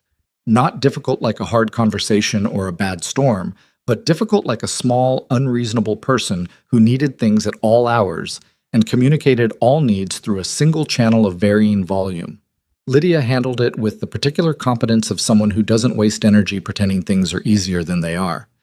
There were nights she was worn through completely, sitting up in the rocking chair with the baby at 3 a.m, and Elias got up too, not because she asked, but because there was no sensible universe in which she should be the only one awake. "You have to be up at 5, she said one of those nights. "So do you." "I don't have to check the cattle." "The cattle can wait 20 minutes, he said. "Give him to me." She handed James over with the slight resistance of someone who is too tired to maintain pride about needing help, and Elias walked the length of the kitchen with the baby until James made the transition from screaming to complaining to the snuffling quiet of a person who has decided to stop fighting and accept sleep. He stood in the kitchen in the dark with his son's weight against his chest and listened to Lydia's breathing from the rocking chair go even, and didn't move for a long time because moving might undo both of them. That was the thing nobody had told him about this life, about what it was to build something with another person day after day and the ordinary grinding dailiness of it. That the moments that mattered were mostly not the dramatic ones, not the blizzard, not the fence at midnight, not the handshake in Silas's sitting room. Those were the moments you could tell as a story. The ones that actually built the thing were quieter and smaller and would never make it into any telling. The 3 a.m. in the kitchen, the argument about the drainage that made the drainage better, the moment Thomas uncrossed his arms on the upper bench, the evening Silas asked what they both thought. Those were the load-bearing moments, the ones underneath everything else. By the 3rd year, the north section was producing what it should produce. The east strip had fully recovered. Good grass, the cattle working it willingly, the pasture rotation holding up under a drier summer than anyone had planned for. Elias had expanded the operation by 200 acres on the western edge, a negotiated purchase from a neighboring rancher who was retiring, which he'd brought to Silas as a proposal rather than a decision, and Silas had looked it over and said it was sensible without making it a larger moment than it was, which meant they were both operating from the same understanding of how this partnership worked. Thomas's competitive streak had not disappeared, but it had found a more useful direction. He'd begun pushing the main operation harder, responding to what he saw developing on the north section with something that was less rivalry than it was ambition, and the whole Ashcroft enterprise ran better for the friction between them. They'd reached a point of genuine collaboration that would have been unrecognizable to either of them in April of that first year, a point where they could disagree directly without it becoming something else, and could agree without it requiring performance. Silas watched this from a slight remove, with the expression of a man seeing something he'd planned for arriving on schedule, and if there was satisfaction in it, and there clearly was, he expressed it the way Silas expressed most things, which was indirectly and briefly. One evening in the 3rd autumn, the whole family gathered at the main house for supper. It was a habit that had developed without being planned. Sunday evenings, the table pulled long, the food simple but adequate. The conversation ranging from practical to personal in the particular unstructured way of people who know each other well enough to not need an agenda. James was walking by then, a new and alarmingly mobile development that required at least one adult to maintain awareness of his location at all times. He had Lydia's quality of taking up exactly the right amount of space, which in a toddler expressed itself as a remarkably specific confidence about which direction he wanted to go, and a total disregard for whether that direction was sensible. He made his way to Silas, which he often did, drawn to the old rancher by whatever logic governed the preferences of people not yet 2 years old. Silas picked him up with the careful deliberateness of a large man handling something small, and set him on his knee and regarded him with the same measuring eyes. He turned on everything, but softer, genuinely softer, in a way that Silas's face didn't manage in most other contexts. Lydia watched this from across the table and caught Elias's eye, and he saw in her face something complex and quiet. Love for her father in it, and something about her mother who wasn't here, and something about James, and something about all of it together being more than the sum of its parts. Elias looked back at her and didn't try to say anything about it, because some things say themselves better in the looking than in any words available. After supper, when James was finally asleep and Thomas had gone back to the bunkhouse, and the evening was winding toward its end, Silas and Elias sat on the porch the way they'd taken to sitting on occasional evenings, not talking much, just occupying the same space in the dark, looking out at the land that connected them. "Third year," Silas said eventually. "Third year," Elias agreed. A pause. An owl somewhere in the cottonwoods along the creek. "North section's going to have a good year," Silas said. "Better than I expected when we set the terms." "Better than I expected too, to be honest." Silas looked out at the dark. The east strip especially. He said it plainly, without ceremony. "That was Lydia's call originally," Elias said. "I know it was," Silas said. And then, after a beat, "She gets that from her mother." They sat with that for a moment. "Silas," Elias said. "What? Why didn't you just fix the drainage yourself? You knew about the clay pan." A pause. Silas turned his coffee cup in his hands. "I knew about it," he said. "I had a plan for it, more or less. But there was always something more pressing, and eventually I stopped seeing it as pressing at all." He paused. "That happens. You look at the same problem long enough, and it starts to look like a condition rather than a problem. It stops asking to be fixed." Elias thought about the barn room at the Clearwater Fork in October. The list of things wrong with the Sutton place. How some of it had been like that. Things that had been wrong long enough that they'd become part of the landscape. "You need someone new to see it," Elias said. "Yes," Silas said. "That's the value of bringing someone in." He paused. "That's one of the values." He didn't say the other values. He didn't need to. They were sitting on the porch together on a third-year October evening, with Lydia inside and James asleep, and Thomas down at the bunkhouse, and the whole working machinery of a serious operation running in the dark around them, and the other values were present in all of it, evident without being named. Elias thought about that morning 3 years ago when he'd ridden north out of Mill Haven with $14 in his wallet and a horse with a bad knee and a plan made of mostly air. He thought about what he'd been trying to prove, or thought he was trying to prove, and how the proving of it had turned out to be the wrong frame entirely. You didn't prove yourself to other people. You proved yourself to the situation, to the fence that needed fixing, to the young rancher who needed teaching, to the animal that needed finding in the dark. The other people were just the ones who happened to be watching, or not watching. That was the point. He thought about his father, still somewhere in Kansas, still making the easier choice when the easier choice was wrong, still finding reasons why the conditions weren't right for the effort. He thought about him without bitterness, which had taken time to get to. Not absence of feeling, but feeling that had found its right size and stopped taking up more room than it deserved. His father had made him, in the specific way that bad examples make their children, into someone who couldn't stop moving toward the harder right thing. That was a crooked kind of gift. But it was a gift. He thought about Cade Sutton up in the Clearwater Fork, who had written twice since the wedding. Practical letters, about the ranch, with a quality of confidence in them that hadn't been there in October of the first year. He thought about the fence at midnight, the two of them working in the dark without speaking because there was nothing useful to say, and they both knew it. He thought about $14. The owl in the cottonwoods called again. Silas finished his coffee. "Better get in," Silas said, standing with the careful deliberateness of a man whose joints knew they were over 60. "Early morning." "Always is," Elias said. Silas went inside. Elias sat on the porch for another few minutes, in the dark and the cold and the quiet of the Montana night, listening to the land settle into itself.